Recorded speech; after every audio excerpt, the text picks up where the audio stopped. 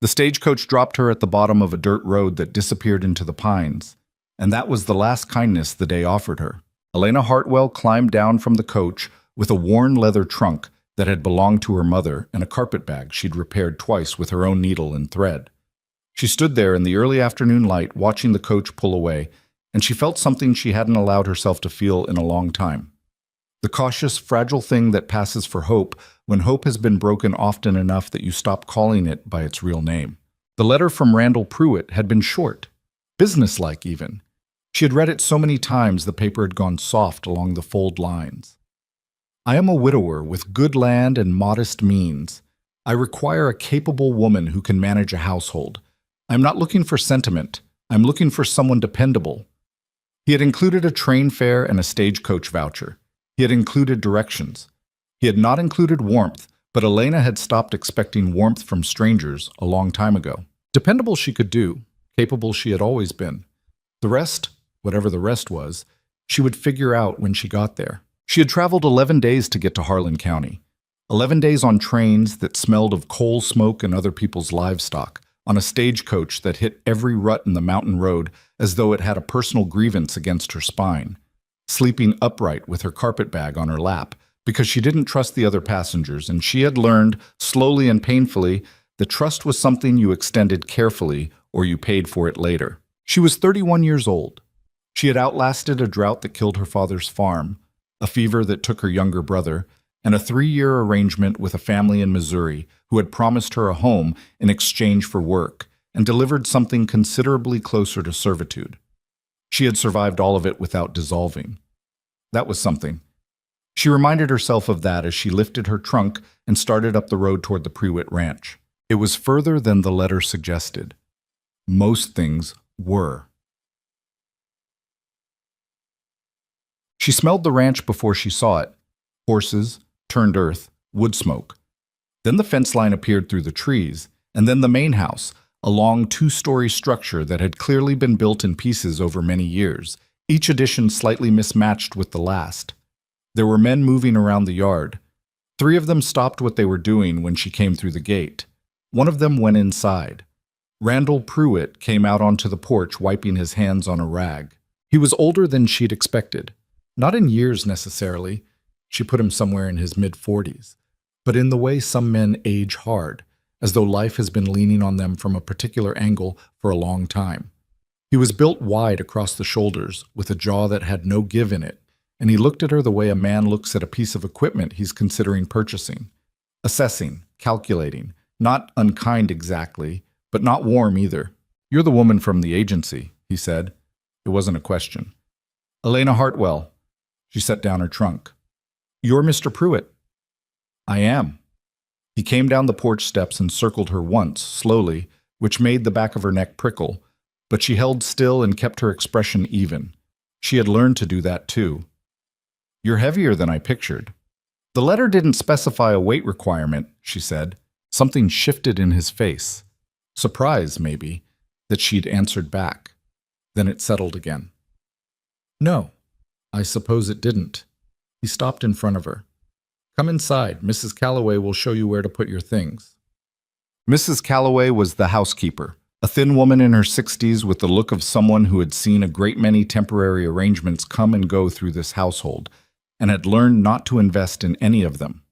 She showed Elena to a room at the back of the house, small, clean, with a window that looked out onto a kitchen garden, and said almost nothing beyond the practical necessities, where the linens were kept, what time supper was served. That Mr. Pruitt didn't like noise after 9 o'clock in the evening. "How long have you worked here?" Elena asked. 7 years. "Did you know his first wife?" Mrs. Calloway paused at the door. "Martha passed 4 years ago. She was a good woman."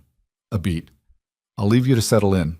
The room smelled of cedar and old wood and a faint trace of something floral, lavender maybe, from whoever had last slept here. Elena sat on the edge of the narrow bed and looked at her trunk and her carpet bag and the 4 walls around her, and she allowed herself, just briefly, to think, maybe this works out. Maybe this is the one that works out. She had thought that before. It hadn't always been wrong. The first week passed in the way first weeks do, cautiously, with everyone performing a version of themselves rather than being it. Elena learned the routines of the household quickly. She was efficient in the kitchen and organized in ways Mrs. Calloway seemed to reluctantly appreciate. She didn't complain about the workload, which was considerable. She was polite to the ranch hands without being familiar, and she made no demands of Prewitt that he hadn't already offered. Prewitt himself remained at a distance that she might have called professional if it hadn't occasionally felt like something else.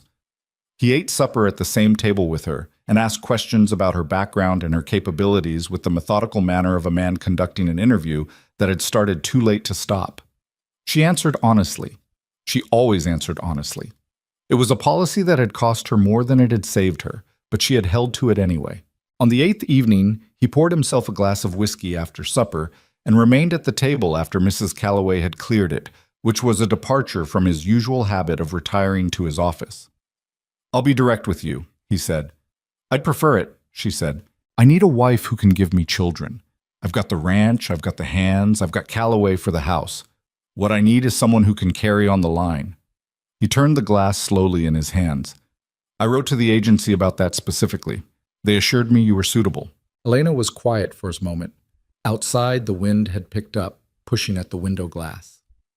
"There was an illness," she said, "several years ago. A fever. The doctor told me afterward that I might not, that carrying a child to term could be difficult, possibly impossible."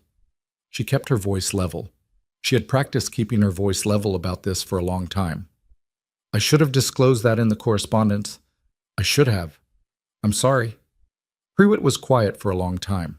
"So the agency lied to me," he said finally, "or didn't know, or didn't ask." She looked at him directly. "I am sorry. I know that's not what you were told to expect." He nodded, once, slowly, in the way of a man who has made a decision and is simply confirming it to himself. He stood up, pushed the glass away, and walked to the door of the dining room. He paused there with his hand on the door frame.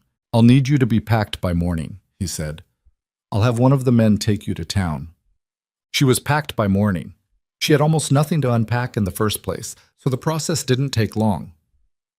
She sat in the small room until the light changed from gray to pale gold, and then she carried her trunk and her carpet bag out to the porch, and she waited with the particular blankness that comes when you have exhausted your immediate capacity for feeling, and your body is simply continuing out of long habit. One of the ranch hands, a young man 20 at most, with the uncomfortable expression of someone who has been assigned a task he finds morally questionable, loaded her things onto a buckboard without looking at her directly. She climbed up beside him, and they started down the road through the pines without ceremony. She thought they were going to town. That was what Prewitt had said. That was the arrangement, however cold, that she had constructed in her mind during the long night. She would be taken to town, she would find the stage office, she would figure out the next thing. There was always a next thing. There had to be. But they hadn't reached the main road yet when she heard the horse behind them. Prewitt, on horseback, moving fast, with two of his men flanking him. He came around the buckboard and put his horse across the road, and the young ranch hand pulled the team to a stop, with the startled look of someone who hadn't expected this either. "Get down," Prewitt said to Elena. "I'm going to town," she said. "That was what you—" "Get down from that wagon." She got down. She stood in the road in the early morning with pine shadows cutting across the dirt, and Prewitt looking down at her from his horse. And behind him she could see that there were more men now. 3, 4 of his hands, and a couple of others she recognized from a neighboring property, who must have come over at first light for some reason she didn't yet understand. "I want to be clear about something," Prewitt said, and his voice carried in the cold air with the particular carrying quality of a man who has never once in his life felt the need to lower it. "I sent to the agency for a wife. A real wife. A woman capable of building a family. What they sent me instead was—" He paused, and in that pause, Elena felt something begin to close inside her chest. Some door she had not known was open until she felt it shutting. "What they sent me is a woman who is broken in the most essential way a woman can be broken, who came here under false pretenses and wasted my time and my money." "I disclosed it to you privately," she said. "Last night. I disclosed it honestly." "You disclosed it too late." His horse shifted under him. "You knew before you came. You should have said before you came. A man deserves to know what he's getting. He glanced at the men around him, some watching with the careful blankness of people who want no part of something, and some watching with the particular attentiveness of people who want all of it. There's no place here for a woman who can't fulfill the purpose she was brought for. You're trespassing on my land as of right now, and I want you off of it. Botsy. The word trespassing hit her somewhere specific and internal, like a stone dropped into still water. I am standing on a road, she said. She was surprised by how steady her voice came out. She did not feel steady.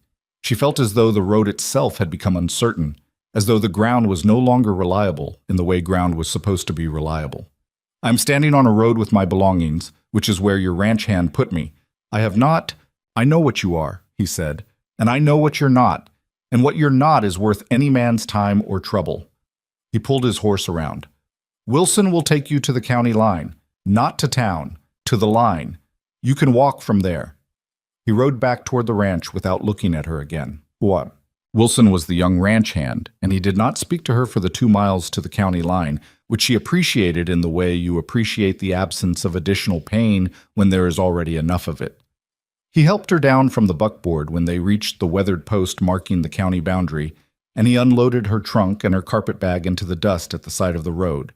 And for a moment, just a moment, he met her eyes. I'm sorry, ma'am, he said quietly. That wasn't... He stopped, looked away. I'm sorry. She nodded. It's all right. It wasn't all right, but he hadn't done it, and he was 20 years old, and there was nothing he could do, and she wasn't going to make him carry it. He drove back the way they'd come. She stood at the county line with her trunk and her carpetbag, and the sky above her had gone the particular gray-green color that precedes weather in mountain country. The kind of color that means you should be somewhere with a roof over your head and you should be there soon. She did not have a roof. She didn't have much of anything. The road ahead stretched into timber and rising ground, climbing toward some pass she couldn't see. She didn't know what was on the other side of it. She didn't know the names of the towns in this part of the territory or which direction they were in or how far. She had a small amount of money, less than she would have liked, more than nothing. And she had her trunk, which was heavy, and her carpetbag, which she could carry. And she had the long afternoon and the weather coming and the particular specific weight of what had just happened pressing on her from the inside. She thought about Prewitt's voice, the way it had carried, broken in the most essential way. She had heard things like that before, in different words, from different people, across different years. She had survived every previous version of it. She had gotten up, packed her things, found the next road, kept moving. That was the way of it. That was what you did. She picked up her carpetbag. She put her hand on the handle of her trunk. She started walking. Autumn. The rain came an hour later. It came the way mountain rain comes in the late part of summer. Without much warning and with considerable commitment, the sky simply deciding it was time and acting on that decision without negotiating.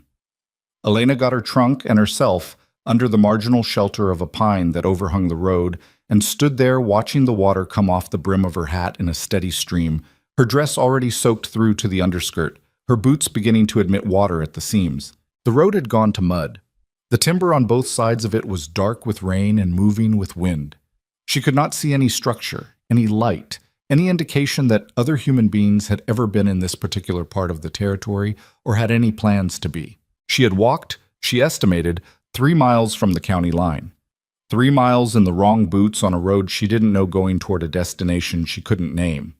Her trunk was too heavy to drag anymore through the mud, and she had left it under the pine with a kind of numb pragmatism that frightened her slightly, the way it frightens you when you catch yourself doing something desperate and practical at the same time.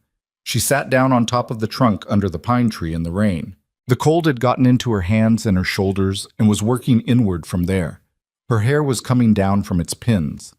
Prewitt's voice came back to her in the way of things you don't want to think about and cannot stop thinking about. Broken, worthless, no place for you here. And she sat with it the way she had learned to sit with pain, not fighting it exactly, just letting it be present without letting it be everything. She was 31 years old. She had crossed half a continent to get to a man who had looked at her in front of witnesses and said she was worth nothing. She had no money sufficient to get her anywhere. She had no family she could reach. She had no plan. The pine above her swayed in the wind and shed a curtain of water across her shoulders, and she sat with her arms wrapped around herself in the gray-green rain, and she thought, with a clarity that surprised her, I do not know what happens next. Not I cannot go on. Not it's over. Just, she did not know. She had always known. She had always had the next step, the next arrangement, the next thing to survive toward. And now she was sitting in the rain on a trunk at the edge of a road she didn't know in a county she'd never been to, and she did not know. That unknowing was the loneliest thing she had ever felt. She put her face in her hands. She did not cry. She had not cried in a long time. She wasn't entirely sure when she had last done it, couldn't remember the occasion. But she put her face in her hands and breathed against her wet palms and let the rain do the weeping for her, which it did, thoroughly and without pause, as the afternoon ground down toward evening and the road in front of her went nowhere she could see. She did not know how much time had passed when she heard the sound of hooves on the mud-softened road. She lifted her head. Through the rain, coming down out of the timber from the direction of the higher ground, a single rider on a dark horse was picking his way carefully down the slope, and behind him came a wagon, loaded, canvas-covered, moving slowly. The rider saw her under the pine tree and slowed, and then stopped, and sat his horse looking at her from under the brim of a hat that was shedding water in rivers. He was large, wide-shouldered, heavy through the chest, with hands on the reins that looked like they had done considerable physical work for a considerable amount of time. His face, what she could see of it under the hat and through the rain, was weathered in the way of men who spend their lives outdoors. He might have been 40 or might have been older. He had a beard going gray at the jaw. He looked at her sitting on her trunk in the rain on the side of a mountain road, and he did not say anything for a long moment. Then he said, "You all right?" It was the kind of question that under ordinary circumstances has an obvious answer. These were not ordinary circumstances. She thought about the question with a seriousness that probably seemed strange given the context. "No," she said. "Not especially." He nodded slowly as though this was a reasonable and expected answer. "You got somewhere to be?" "Not at the moment," she said. He looked up the road and then down it and then back at her. The rain had not diminished. If anything, it had gotten more focused, more purposeful, more certain about what it intended. "Well," he said, "I got a ranch about 2 miles up the mountain. I got a fire going. You're welcome to come out of the rain if you want to." He paused. "No strings to that. Just, you're sitting in a rainstorm, and it's going to get dark in about 2 hours." Elena looked at this stranger on his dark horse in the rain, offering her a fire and shelter, and no strings attached, which was possibly the most improbable thing anyone had offered her in years. She had nowhere to go. She had nothing. She had the pine tree and the mud and the rain and the dark coming in 2 hours. "I have a trunk," she said. He looked at the trunk. "I can see that." He turned and said something to whoever was driving the wagon, and a moment later the wagon came up alongside, and a boy, 14, maybe 15, with his father's shoulders already starting to come in, jumped down from the seat and started toward her trunk without being asked. "I can carry it," she said. "Ma'am?" the boy said with a patience that suggested he had been raised to argue as little as possible with adults. "The mud's going to take your boots if you try to drag that thing." He got a grip on the trunk handle. "I got it." She stood up. She picked up her carpet bag. She looked at the stranger on the horse. "I'm Elena Hartwell," she said. "Gideon Mercer," he said. "That's my son Thomas." He looked at her steadily, without judgment, without anything she could easily name. "Come on then, let's get out of the rain." She followed Thomas to the wagon. She climbed up. She did not look back down the road the way she'd come, back toward the county line, back toward the mud and the pine tree, back toward the morning and Prewitt's voice carrying across the cold air with everything it had said about her value and her worth and whether she deserved a place in the world. She looked forward instead. Forward was dark and rainy, and she couldn't see very far into it. But it was forward. The wagon started up the mountain. The Mercer Ranch came into view through the rain like something that had grown out of the mountain rather than been built on it. Low and sprawling, the main house connected by a covered walkway to a summer kitchen, the barn set back and solid, the whole thing surrounded by the kind of accumulated clutter that means a place has been lived in hard for a long time. fence posts leaning at angles that hadn't been corrected yet, a broken wheel rim propped against the woodpile, lantern light in 3 of the windows, moving, which meant people inside and a fire somewhere. Elena climbed down from the wagon before Thomas could offer to help her, which he had clearly been about to do. Her boots sank an inch into the yard mud, and she pulled them out with the resigned practicality of someone who had already ruined the boots and was simply managing the situation. The front door of the house opened before they reached it. A girl appeared in the doorway, 12, maybe 13, with her father's wide jaw and her hair coming out of its braid in every direction. She looked at her father, then at Thomas, then at Elena, in that order, with an expression that moved through several distinct phases in about 2 seconds. "Pa," she said, "you brought someone home." "Brought her out of the rain, Cora," Gideon said, coming up behind Elena, with her trunk balanced on one shoulder like it weighed nothing. "Move back and let her in." "There's 8 of us already," Cora said, not moving. "There's 9 of us," Gideon said, "if you count yourself, which you should. Move back." Cora moved back, but she kept looking at Elena with the specific assessing quality of a child who has learned that new people arriving usually mean change, and change has not historically been reliable. The inside of the house was warm and loud and smelled of something cooking. Beans, Elena thought, and cornbread. And there were children everywhere. Not literally everywhere, but in the way of a large group in a not enormous space, it felt like everywhere. A boy of about 10 sitting at the table with a slate. 2 younger girls on the floor near the hearth with a calico cat that was submitting to their attention with the stoic dignity of a cat that has run out of escape options. An older boy, 16 or 17, coming in from a back door with an armload of wood. A set of twins, 8 years old at a guess, both staring at Elena from the bottom of the stairs with identical expressions of open curiosity. And a small one, 3, maybe 4, sitting in the middle of the floor with a wooden horse in each fist, who looked up at Elena and then held up both horses simultaneously, as though presenting them for inspection. "Horse," this one said. "I see them," Elena said. "They're very good horses." The small one seemed satisfied with this and went back to the horses. Gideon set her trunk down near the door. "Clara, Bess, get up off that floor. Jacob, put the slate away for now. Ruthie, leave the cat be. She's had enough." He said all of this without raising his voice and without much expectation that all of it would be immediately obeyed, and about 60% of it was, which seemed to be the established equilibrium. He turned to Elena. "There's a room off the kitchen. It's small. It was used for storage, but there's a cot in it, and we can get a fire going in the small stove. It'll be warm enough." "That's more than enough," Elena said. He nodded. "You can get dried out, and we'll eat. We can talk about the rest of it after." She didn't ask what the rest of it was. She picked up her carpet bag and followed Cora, who had apparently appointed herself Elena's escort with the particular authority of an oldest daughter, down the hall toward the kitchen. The room off the kitchen was exactly as described. Small, previously used for storing dry goods, judging by the shelves along one wall, with a narrow cot and a washstand and a cast-iron stove that Cora lit with the efficient competence of someone who had been doing it since she was old enough to hold a match. There was a hook on the back of the door and a single window that looked out onto the side yard.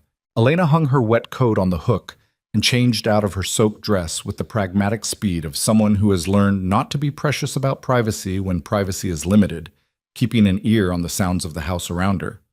The beans, the children's voices, Gideon's lower register moving through rooms, checking on things, answering questions, the creak of the house in the wind. She sat on the edge of the cot in dry clothes with her wet hair loose around her shoulders, and she held herself very still for a moment and took stock, the way you take stock after something significant has happened and you haven't had the space yet to actually account for it.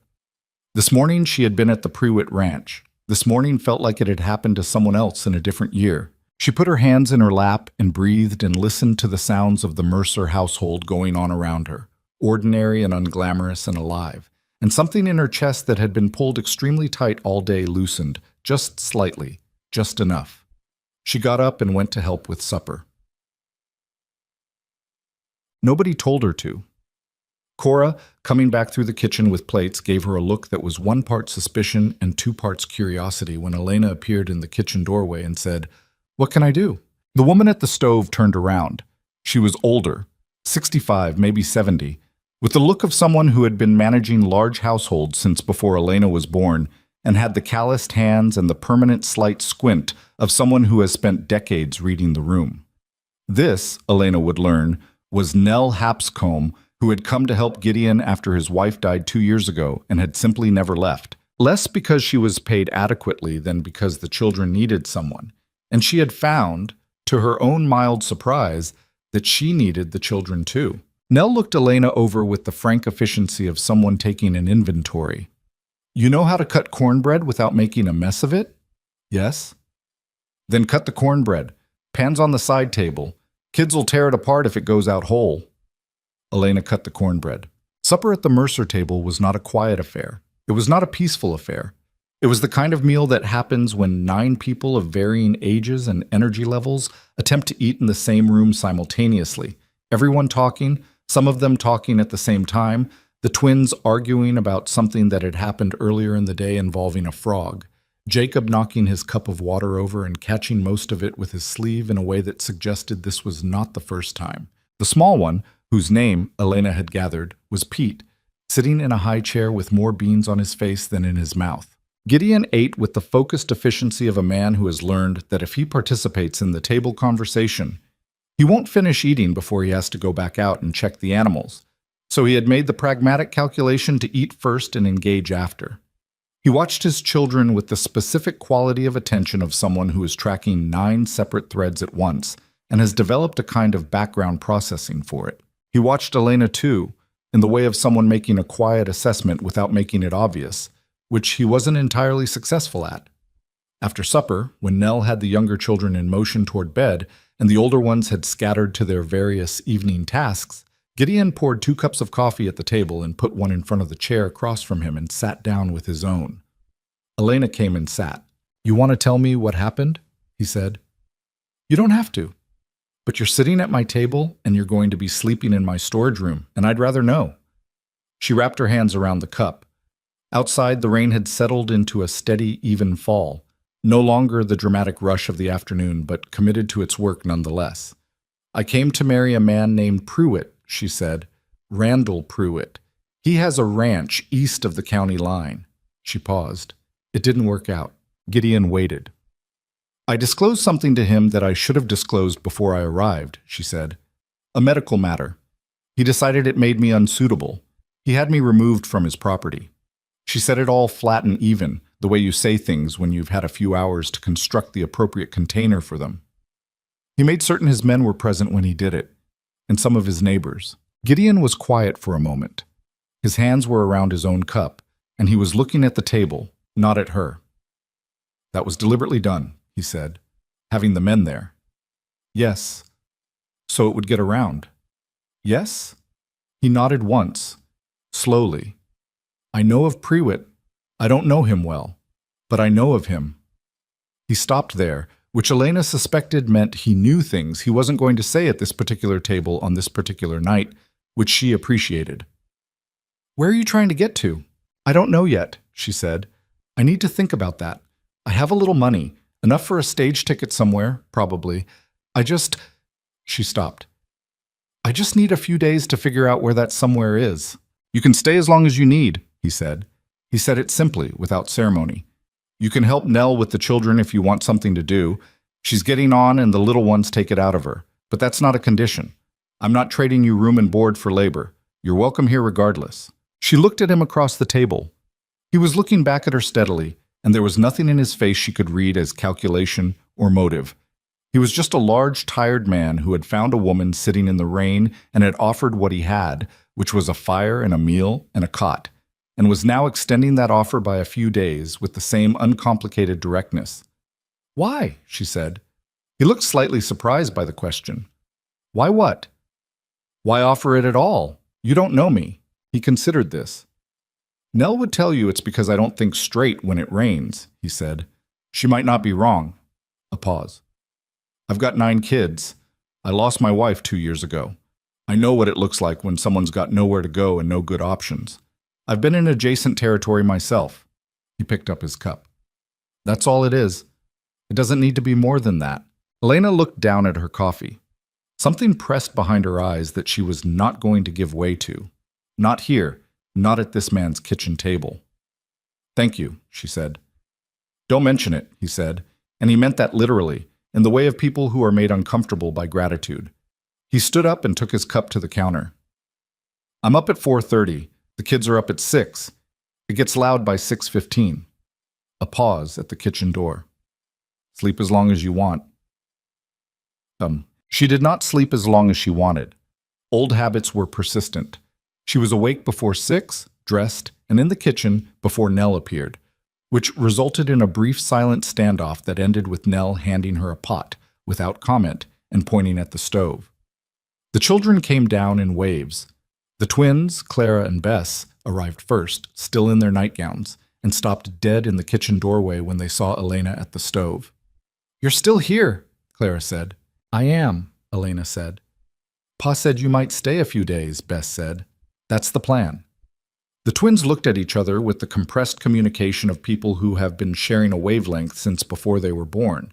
Some agreement was reached. They came into the kitchen and sat at the table.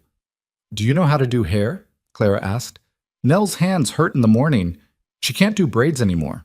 Elena looked at the twins and their spectacular morning hair. I can do braids, she said. Cora says she'll only do them plain, Bess said. We want French braids. I can do French braids. Another silent communication between the twins. More agreement.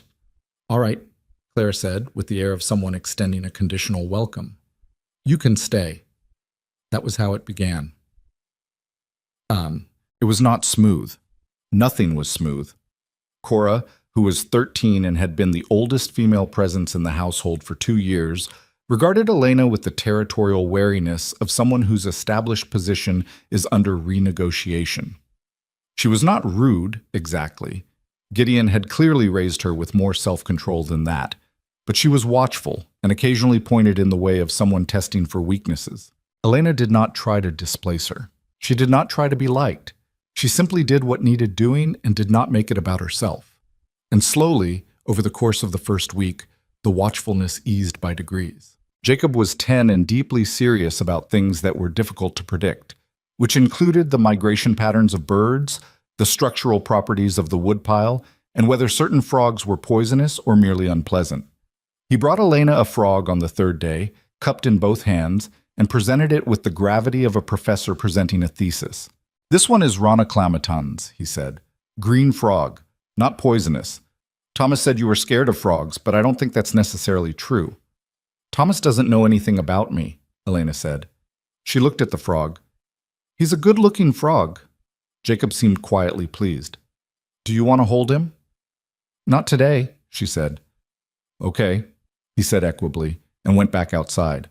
Thomas, 16 and possessed of the particular combination of competence and touchiness that belongs to adolescent boys who are doing adult work before they feel entirely ready for it, stayed out of her way for the first week with a deliberateness that was itself a kind of communication. He was managing something, some feeling about the changed household dynamic, some calculation about what her presence meant, and he was doing it quietly, which Elena respected. She didn't push. She let him come to it in his own time. Pete, the youngest, had no such negotiations to conduct. He had decided on the first night that Elena was a reasonable addition to the world and had been presenting her with wooden horses on a daily basis since then, occasionally also wooden cows, apparently confident that she would receive these offerings in the spirit intended. The other children, Ruthie and May, who were 7 and 8, and the older one, a quiet 15-year-old girl named Josephine, who seemed to read constantly and spoke rarely, filled in the landscape of the household in their various ways, each distinct, none of them easy or simple, all of them carrying the particular weight of children who have lost something large and learned to work around the space it left. Nell watched all of this from her position at the center of the household's domestic operations, which she managed with the authority of someone who has earned her standing and knows it. She didn't offer opinions on Elena's presence. She offered tasks, which Elena suspected was the same thing expressed differently. If the tasks were completed well, that was its own verdict. On the 5th day in the kitchen after the children had gone to bed, Nell said without preamble, "Martha, that was Gideon's wife. She was sick for over a year before she passed. The children got used to her being there, but not really being there. You understand what I mean." I think so, Elena said. The little one doesn't remember her much. Pete was barely 2. Nell's hands moved steadily through the bread dough she was working. The older ones remember her fine, Cora especially. That's why Cora is the way she is. She's not wrong to be the way she is, Elena said. Nell looked at her sideways. No, she's not. She worked the dough. You got people anywhere? Not anymore. You planning to move on? Elena was quiet for a moment. I should be, she said. Nell nodded slowly, in the way of someone who has heard what was actually said behind what was said. She didn't push further. She went back to her bread. But Gideon was not at the ranch much during the day. The operation required him on horseback from early morning until late afternoon, and supper was usually the first time Elena saw him. He was not a man who offered much of himself in ordinary conversation.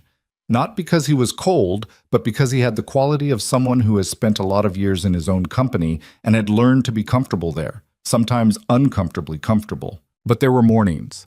Sometimes when Elena was up before Nell and had the kitchen to herself, Gideon would come in from the early barn check before the children woke, and they would sit at the table with coffee in the quiet of the house before the day started. And he would say something and she would say something back. And it would not be much, but it was its own kind of conversation. He told her about the ranch, that he had built most of it himself, that the top pasture was the best grazing, but the creek up there ran thin in late summer, that the winter before last had taken 11 head of cattle and set him back considerably. He told her about Thomas's aptitude for horses, which was real and significant, and about Jacob's frog obsession, which he spoke of with affection and only mild exasperation. He told her once, briefly, that Martha had loved the summer mornings best, and then he stopped and looked at his coffee, and the conversation moved elsewhere without ceremony. She told him about Missouri, about the family she'd worked for, and what that had actually been rather than what it had been billed as, and about the years before that, which had been difficult in the ordinary ways that lives can be difficult without dramatic incident, gradual attrition rather than catastrophe. She did not tell him everything. She told him enough. You've been doing this a long time, he said one morning, getting through things. It's the primary thing I'm good at, she said. He considered this. That's not nothing. No, she said, it's not nothing. He looked at her across the table, that steady, assessing look she had grown accustomed to, which she had come to understand was not judgment, but simply the way he paid attention to things that mattered to him. You should stay, he said, past the few days. You don't have to go anywhere if you don't want to. Gideon, not like that, he said, and there was nothing uncomfortable in his voice, just clarification. I mean, Nell needs the help, and the kids, they do better with you here. It's been 2 weeks, and Pete has started saying your name. He paused. You don't have to figure out where you're going this week. That's all I'm saying. She sat with that for a moment. The kitchen around her, warm, imperfect, loud, with the sounds of a house beginning to wake up, a child calling from upstairs, the twins starting some argument, the creak of old boards, and the smell of coffee and bread. It pressed against her in a way she had no adequate word for. I'll stay a while longer, she said. He nodded, like that settled it, and got up to go back out to the barn. Ba-bum. The town of Merritt Falls was 7 miles down the mountain, and Elena had not been there, so she was not there when the talk started. But she heard it anyway, the way you hear things in small communities even when you are 7 miles away. It comes through the people who go to town and come back carrying it without entirely meaning to, and it comes through the silences and the careful non-mentions, and it comes eventually through someone who is not careful enough. It was Nell who told her on a Tuesday afternoon when the children were in their lessons and the house was as close to quiet as it ever got. Prewitt's been talking in town, Nell said, not looking up from her mending. About you. Elena kept her hand steady on the bread dough. What's he saying?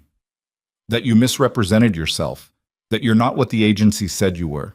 Nell bit off a thread. He's also saying you stole from him before you left, which is, well, I didn't take anything from that house, Elena said. I left with what I came with. I know that, Nell said. I'm not telling you because I believe it. I'm telling you because you should know it's out there. Elena pressed the heels of her hands into the dough. In, out. The physical work of it, useful and grounding. How far out there? Merritt Falls is not a large town, Nell said, which was its own answer. Elena worked the dough and thought about Prewitt's voice in the road and his men watching and the deliberateness of it, the way he had arranged it so that the humiliation had witnesses. And she thought about how little distance there is between a man deciding to embarrass you in front of his ranch hands and a man deciding to follow that embarrassment with other damage, because the first kind of man and the second kind are usually the same man. Does Gideon know? She asked. He will, Nell said, if he doesn't already. He did already. He came in that evening later than usual, and something in his face when he sat down at the supper table had shifted into a flatness she recognized as the expression people wear when they are containing something they have not yet decided what to do with. He ate and answered the children's questions and did not bring it up during the meal. After supper, when the children were in various states of being wrangled toward bed, he found her in the kitchen and stood in the doorway. I heard some things in the lower field today, he said. Peters was down at the feed store yesterday. Nell told me. He looked at her. It's not true. No, she said. It's not. I know that. He said it without hesitation, which she noted. Prewitt's got a particular kind of reputation. This is consistent with it. A pause. I want you to know it doesn't change anything here.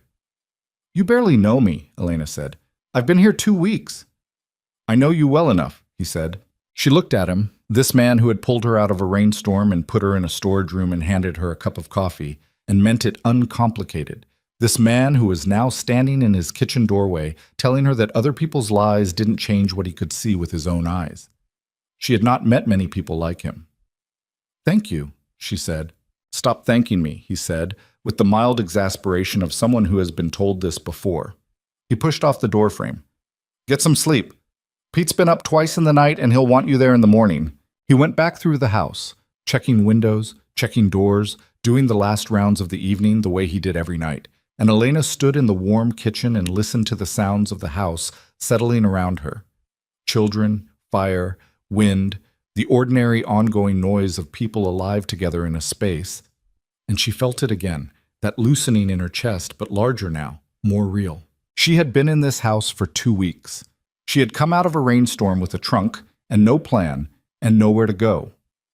What she had not expected, what she would not have known to expect, was that somewhere in the ordinary work of the days, in the French braids and the frog presentations, and the coffee in the mornings and the supper table noise and Gideon's steady, unremarkable presence, she had stopped counting the hours until she would have to leave. She was not sure exactly when that had happened, but somewhere in those 2 weeks, without ceremony or announcement, she had begun to feel something she had not felt in so long that she had stopped expecting to feel it again.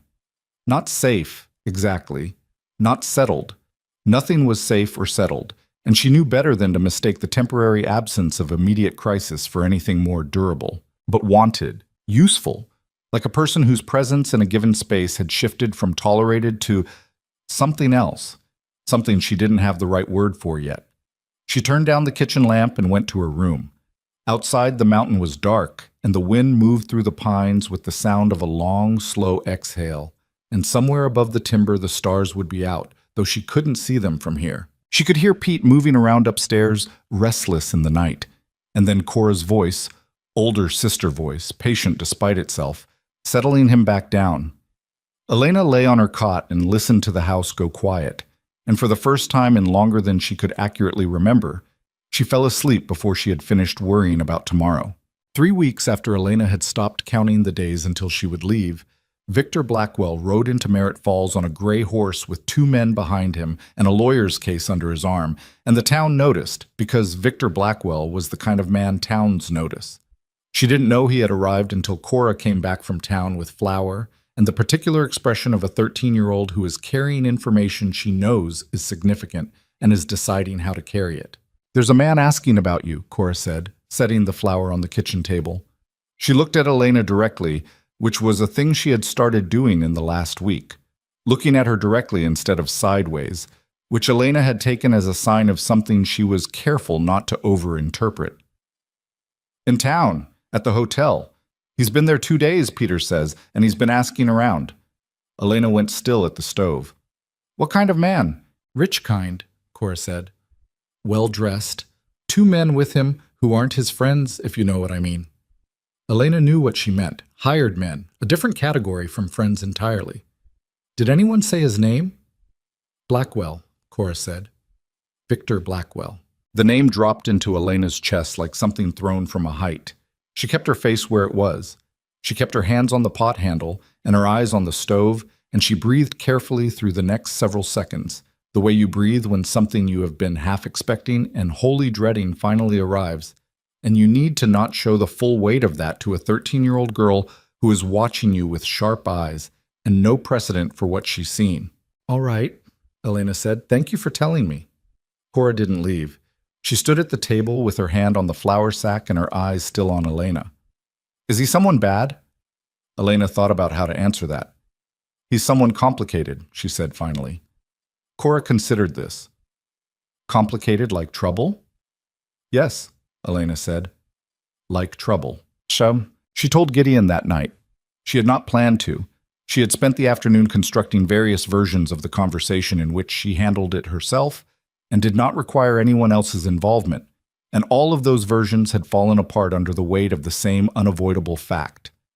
She was living in this man's house, and what was coming was going to arrive at this address, and he deserved to know it. She waited until the younger children were in bed and Thomas had gone out to do the last check on the animals.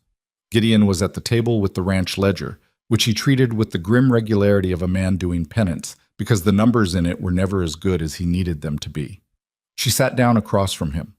He looked up. I need to tell you something about where I came from, she said. Before Pruitt, before the agency. He closed the ledger. He gave her his full attention, which was one of the things about him she had come to rely on without entirely realizing it. When Gideon Mercer listened to something, he listened to all of it. She told him about Victor Blackwell. She told him that she had worked for 4 years as a bookkeeper and household manager for a trading company in a town called Dalton, 200 miles east of the territory.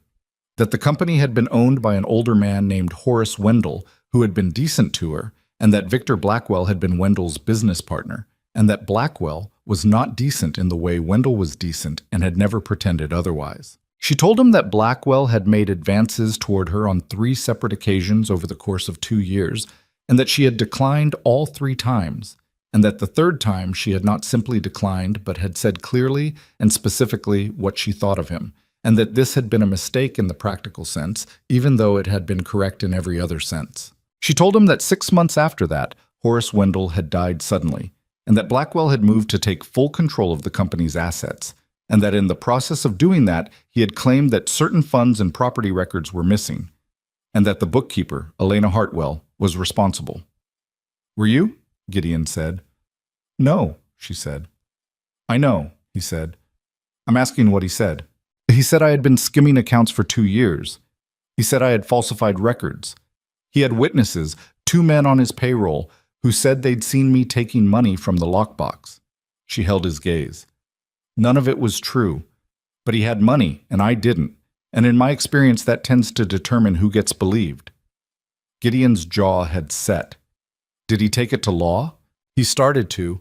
He filed a complaint with the county sheriff, but by the time it got to that point I left. She stopped, looked at her hands. I know how that looks. Like you ran. Yes. Did you have a choice?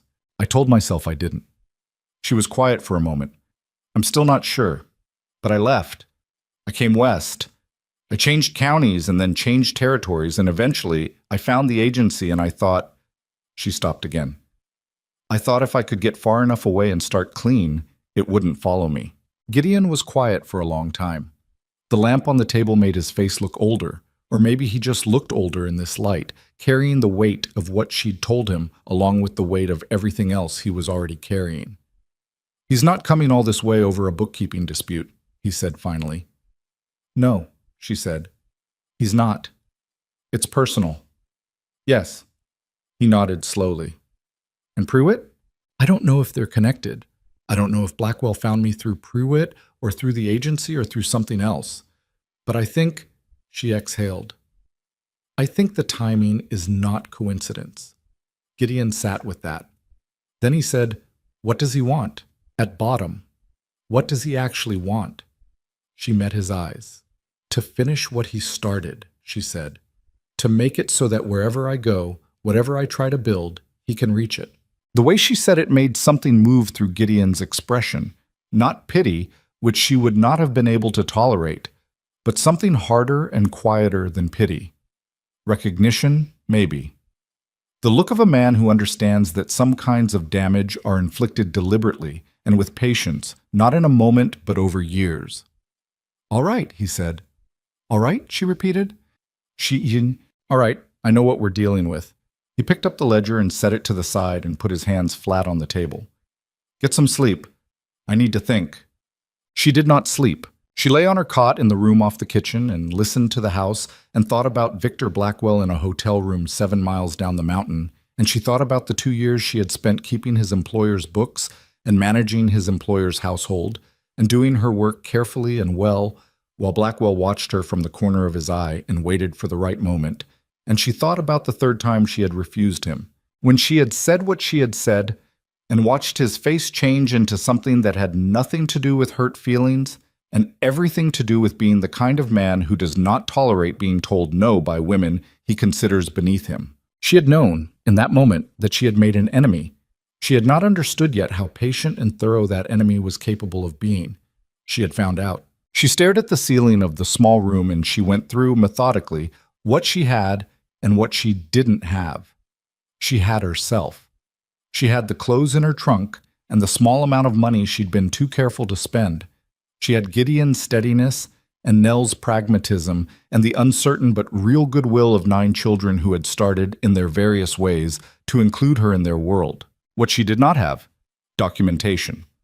The records that would have demonstrated her work was clean had been in Wendell's office when she left, and she did not know what had become of them.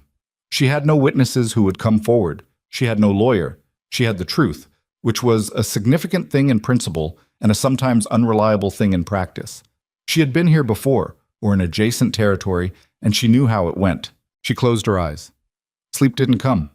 Eventually, the sky outside her window began to shift from black to the specific deep blue that comes before dawn, and she got up. Why, Victor Blackwell came to the ranch on a Thursday. She was in the yard with Pete and the twins, hanging laundry in the weak autumn sun, when she heard the horses on the road. Pete was sitting in the dirt near the fence with his wooden animals arranged in some configuration that made sense to him, narrating to himself in the absent murmur of small children who have not yet learned that thinking out loud has an audience. Clara and Bess were allegedly helping with the laundry and were actually conducting a sustained argument about whether the sheets should be hung long side or short side to the wind. Elena heard the horses and looked up and knew, before she saw him clearly, who it was. There is a quality to certain kinds of trouble, the weight of it in the air, the particular way the day seems to tighten around the edges. He came through the gate on his gray horse with his 2 hired men behind him, and he was exactly as she remembered him. Well-made suit, too fine for a mountain ranch on a weekday morning, but worn without apology. Dark hair gone to silver at the temples in a way he had clearly decided looked distinguished. A face that was handsome in the conventional sense, strong-lined, regular-featured, with eyes that were pale gray and watchful, and held something behind the sociable exterior that she had learned to recognize in her years working for his partner, though it had taken her longer than it should have. He looked at her across the yard with the expression of a man who has found exactly what he was looking for and has the patience to not show satisfaction. "Elena," he said, as though they were acquaintances encountering each other pleasantly.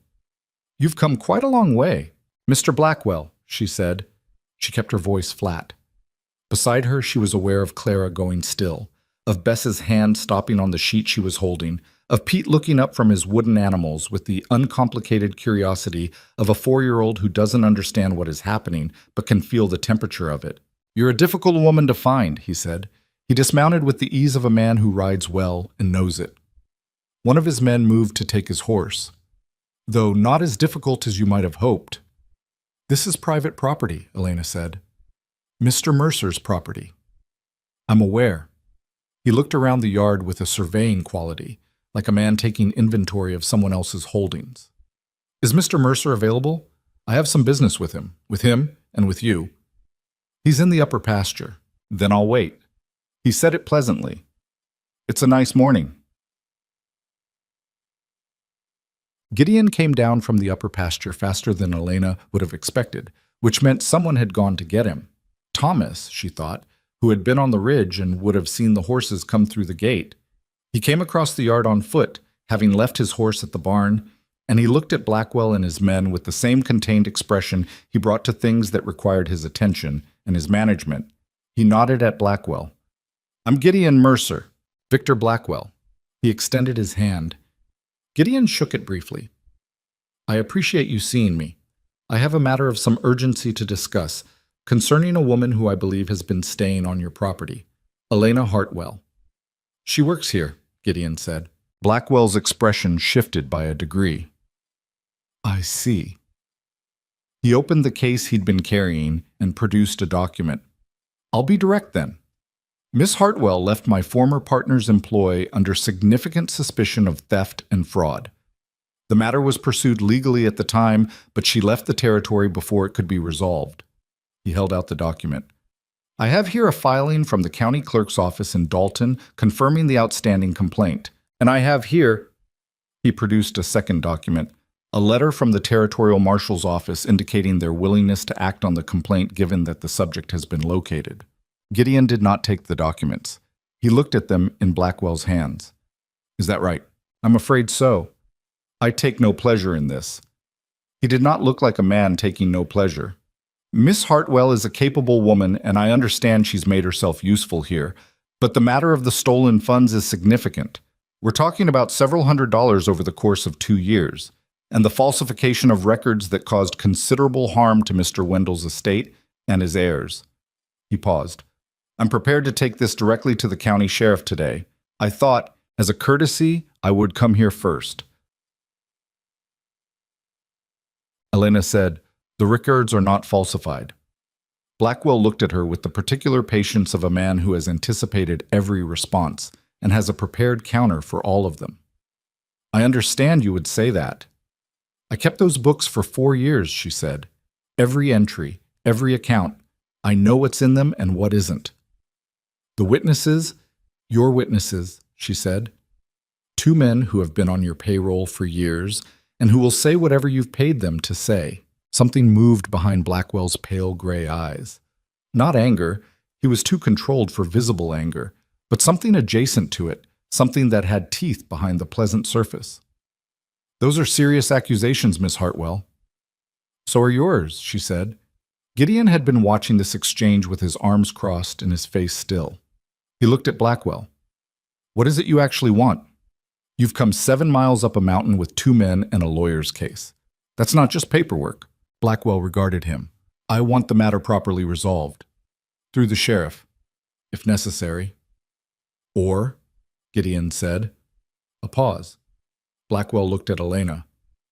"Or Miss Hartwell could simply agree to return to Dalton to address the matter directly. The complaint could be reviewed by the company's remaining partners and settled privately. No sheriff, no territorial marshal, no public proceedings." Elena looked at him steadily. She understood exactly what he was offering. Go back to Dalton. Go back under his influence, in his territory, surrounded by his people, where whatever happened next happened in private, with no one watching, with no one who knew her or had any reason to stand between her and whatever he intended. "No," she said. Blackwell nodded slowly as though this confirmed something he had already known. He looked at Gideon. "Then I'm afraid I have no choice but to take this to the county sheriff today." He tucked the documents back into his case. "I'd recommend, Mr. Mercer, that you consider your own position carefully. A man who harbors someone under an outstanding fraud complaint—" "She's not harbored," Gideon said. His voice was even, but there was an edge under it now that hadn't been there before. "She works here, and she lives here, and if your complaint is legitimate, the sheriff can come up the mountain the same as anyone else." He held Blackwell's gaze. "Is there anything else?" A beat. Blackwell looked at Gideon, and then at Elena, and then back at Gideon, and whatever calculation he was running behind his pale gray eyes ran to its conclusion. "I'll see myself out," he said. He went. The rest of that day was the specific kind of hard that doesn't announce itself, the kind where you keep doing the ordinary things because the ordinary things have to be done. And underneath all of them there is a current of something dark and cold that you can feel but can't afford to stop moving long enough to address. Elena made the noon meal and helped Ruthie with her letters and fixed a split seam on Jacob's coat and did not allow herself to think too far ahead, because thinking too far ahead was where the despair lived. Gideon sent Thomas to town in the afternoon. He didn't explain to Elena why, but she saw him give Thomas a folded note before he left, and she had a fair idea. Nell sat with Elena in the kitchen after supper, which was not Nell's usual habit. She tended to retire early, her joints troubling her more in the evenings. She sat across the table with her hands around a cup of tea, and she didn't offer comfort, which Elena appreciated, because false comfort would have been insulting, and Nell was not an insulting woman. "Blackwell's type," Nell said. "I've seen it before. They don't go away because you stand firm, they recalculate." "I know," Elena said. "He'll go to the sheriff." "I know." "Harlan County Sheriff is Bill Crane," Nell said. "He's not corrupt exactly, but he's practical. He'll look at a filing from the Territorial Marshal's office, and he'll act on it, because not acting on it is more trouble than acting on it." "So I'll be arrested," Elena said. Nell was quiet for a moment. "Gideon sent Thomas to town." "I saw. He sent him to the minister, and to Daniel Holt, who's a lawyer of sorts. He handles land disputes mainly, but he's got sense." Nell looked at her over the cup. "Gideon is not the kind of man who watches something happen when he can do something about it." Elena looked at the table. She thought about what it meant to have people who would do something. She had not, in a long time, in a very long time, had people who would do something. She had always been the person doing something alone for herself, because there was no one else to do it. She didn't know entirely what to do with the feeling that produced in her. "I don't want him in trouble because of me," she said. "Tell him that," Nell said. "See how far it gets you." The sheriff came on a Saturday morning. Bill Crane was a large man with a careful manner and a deputy who was younger and tried to look more dangerous than he was. He came with Blackwell, who stayed back near the gate with his 2 men, not approaching the house, letting the law do the walking, and he came with a document that he showed to Gideon before he showed it to Elena. Gideon read it. He handed it back. His face was set in the flat way Elena had come to recognize as his version of controlled anger. "This complaint is from a county 2 territories over," Gideon said. "Filed 8 months ago. Why is it only being acted on now?" "Newly located subject," Crane said. He had the uncomfortable expression of a man executing a task he hasn't fully decided he believes in. "Miss Hartwell," he looked at her. "I'm not here to make trouble. I'm here because there's a filing, and I'm obligated to address it. You're required to appear at the county courthouse Monday morning to respond to the complaint." "Am I under arrest?" Elena asked. "Not unless you give me reason," Crane said. "I'm not hauling a woman up a mountain on a Saturday morning to clap her in a cell over a dispute I don't have full information on. You appear Monday. You respond to the complaint. That's all I'm asking."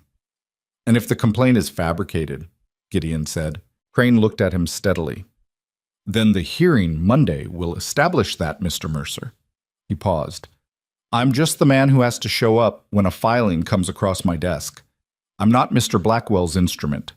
He said it with a certain deliberate quality that suggested he had something to say about Blackwell that he was professionally prevented from saying. "Monday, 8 o'clock. Miss Hartwell." He nodded to Gideon, turned, and walked back to the gate. Blackwell, as he rode out with the sheriff, glanced back once toward the house. His pale gray eyes found Elena where she stood on the porch, and something in his expression said what his voice hadn't, that this was going as he expected it to go, and that he was patient, and that Monday was just the next step in a process he had designed to be longer than she could endure. She held his gaze until he rode out of sight. Saturday evening, the house was quiet, in a way it wasn't usually quiet. The children felt it. Children always feel it, even when they don't have the words for it.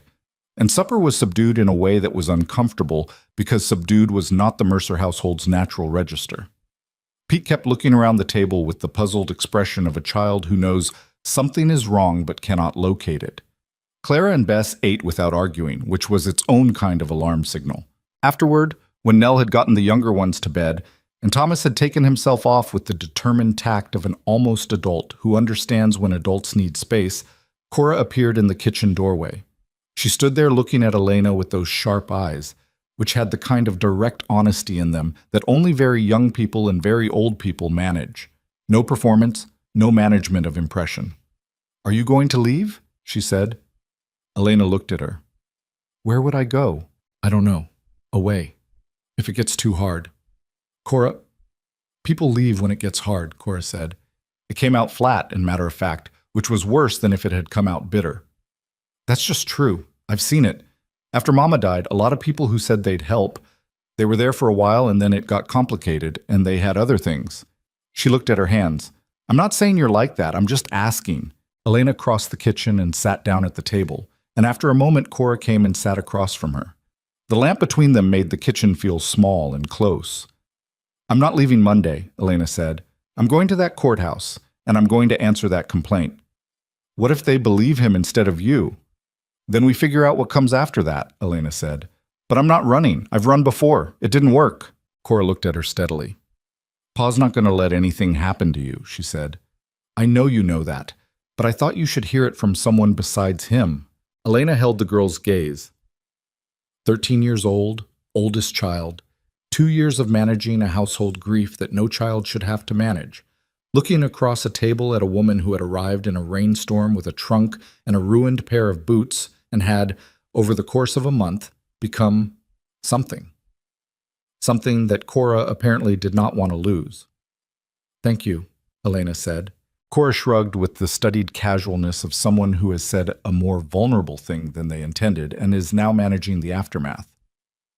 Don't make it weird, she said. Elena almost laughed. It surprised her enough that she had to look down at the table to compose herself, and by the time she looked up, Cora had retreated back toward the stairs. Gideon found Elena on the porch later that night. She had gone out for air. The house was warm, and she had needed the cold of the mountain night, the particular clarity of it, stars spread across the dark in quantities that never failed to seem excessive. He came out and stood beside her, not touching, just present, with his hands in his pockets and his eyes on the distance. Thomas got back from town, he said. He reached Daniel Holt. Holt's going to be at the courthouse Monday. He's looked at the filing. He says there are procedural problems with it. The complaint was filed in Dalton, but it's being acted on here without proper transfer through the territorial court, which gives us grounds to challenge the jurisdiction. He paused.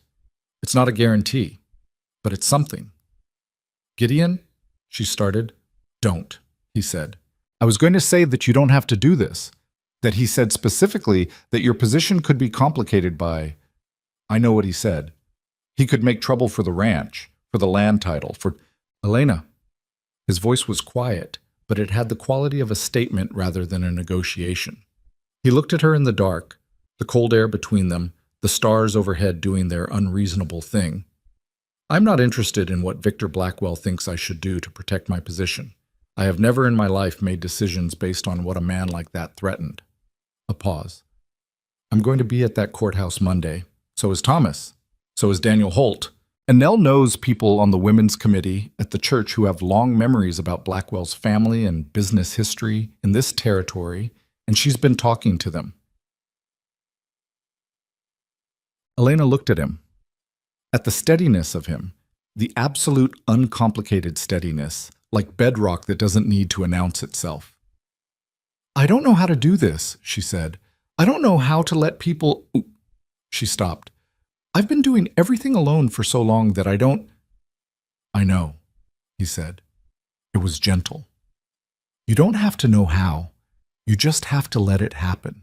The wind came up from the lower timber, cold and sharp. She crossed her arms against it.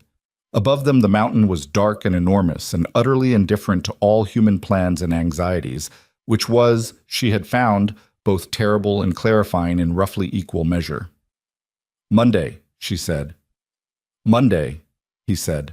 They stood there on the porch in the cold and the dark, not touching, the house behind them full of children and fire and the sounds of a place that has been lived in long enough to have its own voice.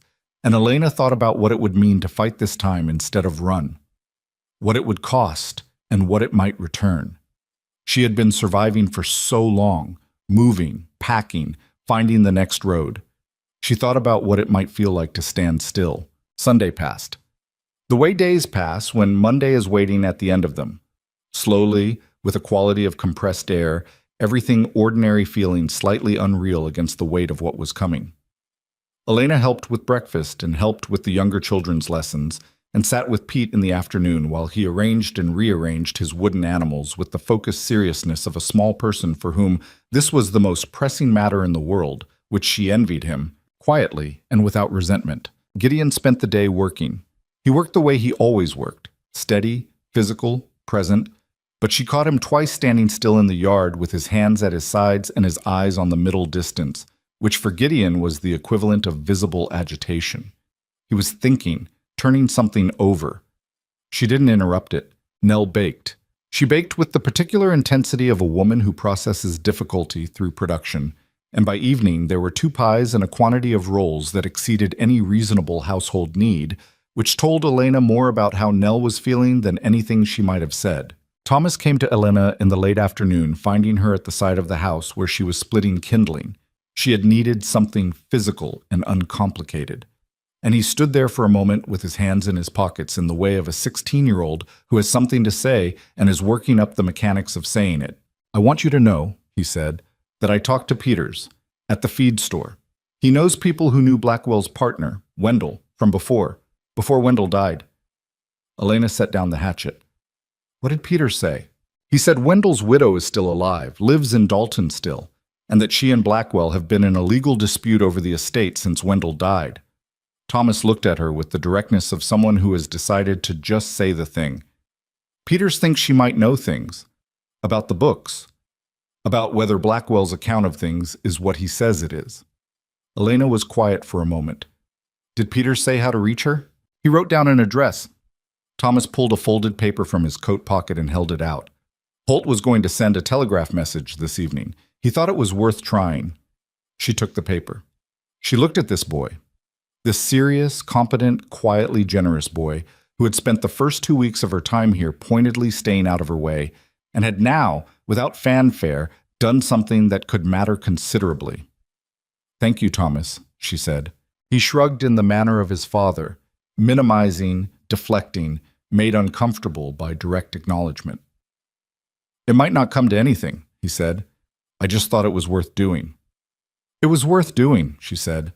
He nodded and went back to the barn, and Elena stood with the folded paper in her hand and the hatchet at her feet and the cold afternoon light coming through the pines. And she thought about Margaret Wendell, Horace's widow, who she had met 4 times over 4 years of working in that office, and who had been a small, precise woman with observant eyes and the particular quality of attention of someone who notices more than they are assumed to notice. She thought about what Margaret Wendell might know, what she might have seen, what she might be willing to say. Monday morning came hard and clear, the way mountain autumn mornings come. Bright cold air, frost on the grass, the sky a blue so sharp it looked like it had been cut out and placed there. Elena was up at 5 and dressed in the best of what she had, which was not much but was clean and neat, and she came out to the kitchen to find Nell already at the stove and Gideon already at the table with his coffee and his coat on. He looked at her when she came in. One of those assessments. She held still for it. "You look fine," he said. "I look like a woman who has been living out of a trunk for 6 weeks," she said. "You look fine," he said again, with the finality of someone ending a conversation, and pushed a cup of coffee toward her. Thomas came down next. Then Cora, who had gotten up early without being asked, and was wearing her good dress, which she only wore to significant occasions. Elena started to tell her she didn't need to come, and Cora gave her a look of such clear dismissal that she stopped. "I'm the oldest," Cora said. "I'm coming." The younger children would stay with Nell. Pete, not understanding why Elena was dressed differently and why there was a tension in the house he couldn't locate, had pressed his wooden horse into her hand before she left, with the gravity of a child making an offering. She had put it in her coat pocket. The ride down the mountain was quiet. Gideon drove. Thomas rode alongside. Cora sat in the wagon bed and looked out at the pines going past with an expression of determined composure that reminded Elena, with a clarity that hurt a little, of what it cost to be 13, and trying to be equal to something larger than 13 should have to be. The Merritt Falls Courthouse was a single-story building of undistinguished timber construction that served simultaneously as county clerk's office, judge's chamber, and whatever else the county needed it to be on a given day. By 8 o'clock, there were more people gathered outside it than Elena had expected. Not a crowd exactly, but enough people that it was clear the morning's business had been known about, and that people had opinions about attending. She saw Blackwell immediately. He was on the far side of the yard with his lawyer. A proper lawyer, she saw now, not just the case she'd assumed, and his 2 hired men, and he was talking to someone she didn't recognize, and when he saw her arrive, he didn't react, which was its own kind of reaction. He had the composure of a man who believes the outcome is already arranged. Daniel Holt met them at the courthouse steps. He was a lean man in his 50s with a face full of lines and an unhurried manner that Elena found steadying. He had a leather case under his arm. "I need to tell you where things stand," he said, keeping his voice low. "The jurisdictional argument is solid, but not airtight. Crane is willing to give it a fair hearing. I believe him on that. But Blackwell's lawyer is good, and they anticipated the challenge. They have a letter from the territorial court endorsing the transfer." He paused. "So we argue the merits." "The merits are that the complaint is false," Elena said. "Yes. The problem is his 2 witnesses. Both of them have signed statements." Holt looked at her steadily. "Did you reach Margaret Wendell?" "Thomas sent the telegraph last night," Gideon said. "We don't know yet if she received it." Holt nodded. "Then we proceed with what we have and hope something develops." He looked at Elena. "Be straight. Be specific. Don't elaborate beyond what you're asked. If his lawyer tries to rattle you, slow down and answer the actual question." A pause. "You've done nothing wrong. That matters. It should matter more than it sometimes does, but it's what we have." Elena looked at him. "What are our actual chances?" He considered this for a moment. "Better than they were Friday," he said. "Worse than I'd like." It was an honest answer. She appreciated it. The hearing room was smaller than she'd imagined, which made the number of people in it feel larger. Judge Raymond Alcott was a man of 60 or so with reading glasses on a chain and the deliberate manner of someone who has been managing county disputes for long enough to have seen most varieties of human behavior and has reduced his emotional response to a professional minimum. He looked at the documents Blackwell's lawyer presented. He looked at Holt's challenge. He looked at Elena over his glasses with the expression of a man reserving judgment. "This court will hear the matter on its merits," he said. "We'll begin with the complainant's account." Blackwell's lawyer, a man named Forsyth, compact and precise, with the clipped diction of Eastern legal training, presented the complaint efficiently. The numbers, the dates, the testimony of the 2 witnesses, read into the record by their signed statements since they were not present. He presented Blackwell himself, who testified in the measured, regretful tone of a man reluctantly obligated to expose an unpleasant truth, and he did it well. Blackwell was a genuinely skilled performer when he needed to be, and he needed to be now. Elena sat through it. She kept her hands in her lap and her face even, and she did not look at Gideon because if she looked at Gideon, she might lose the specific controlled quality she needed right now, the flatness that kept the anger and the fear in their separate compartments. Then it was Holt's turn. He began with the jurisdictional argument, which Alcott heard with the careful attention of a man who found it more compelling than Blackwell's lawyer wanted him to. There was an exchange of procedural argument that Elena could follow only partially, but that resulted in Alcott setting the question aside for later determination. Not dismissed, but not settled in Blackwell's favor either. Then Holt called Elena. She sat in the chair beside the judge's table, and she looked at Holt, and she answered the questions he asked her with the specificity and the directness she'd been told to use. And she kept her voice steady, and she was specific about dates and amounts and procedures because she remembered them clearly. She had kept those books for 4 years, and she knew every entry in them and what had generated it, and she said so. Forsyth cross-examined her with the professional skill of a man trying to produce inconsistencies in something consistent, and she frustrated him by not producing any, because there were none to find. "You claim the accounts were in order when you left," Forsyth said. "Yes." "And yet two witnesses employed by Mr. Blackwell, who have been on his payroll since before Mr. Wendell's death," Elena said, "who were employed by him at the time of the alleged theft and who are employed by him now. That doesn't— I'm aware it doesn't prove anything by itself," she said. "I'm providing context." Forsyth looked at her with the slightly recalibrated expression of someone who has misjudged the opposition. He moved on. It was going, not well exactly, but not badly. She could feel the room, which was a thing you learned to do in small courthouses and small towns. The way attention distributes itself, the way sympathy moves. There were people in this room who knew Gideon, who knew the Mercer family and what it had been through, and there were people who knew Blackwell's name from other contexts, and she could feel all of that as a kind of subtle current beneath the formal proceedings. But it wasn't enough. She could feel that too. Without the records, without something more than her word against the signed statements of two men, it was a close thing, and close things in rooms like this had a way of going in the direction of the person with more money and a better lawyer. Then the door at the back of the room opened. Wow. She didn't look immediately. She was answering a question from Alcott about the date of a specific ledger entry, and she finished the answer before she turned. And when she turned, she needed a moment to place the woman who had come in. Margaret Wendell was smaller than Elena remembered. Or perhaps she had always been this small, and Elena had attributed more size to her because of the quality of her attention. She was in her 60s, dressed for travel, with the slightly disheveled look of someone who has been on a stagecoach since very early in the morning. She had a leather satchel over her arm, and the observant eyes Elena remembered, and she stood at the back of the room and looked directly at Victor Blackwell with an expression that was not warm. Blackwell looked at her.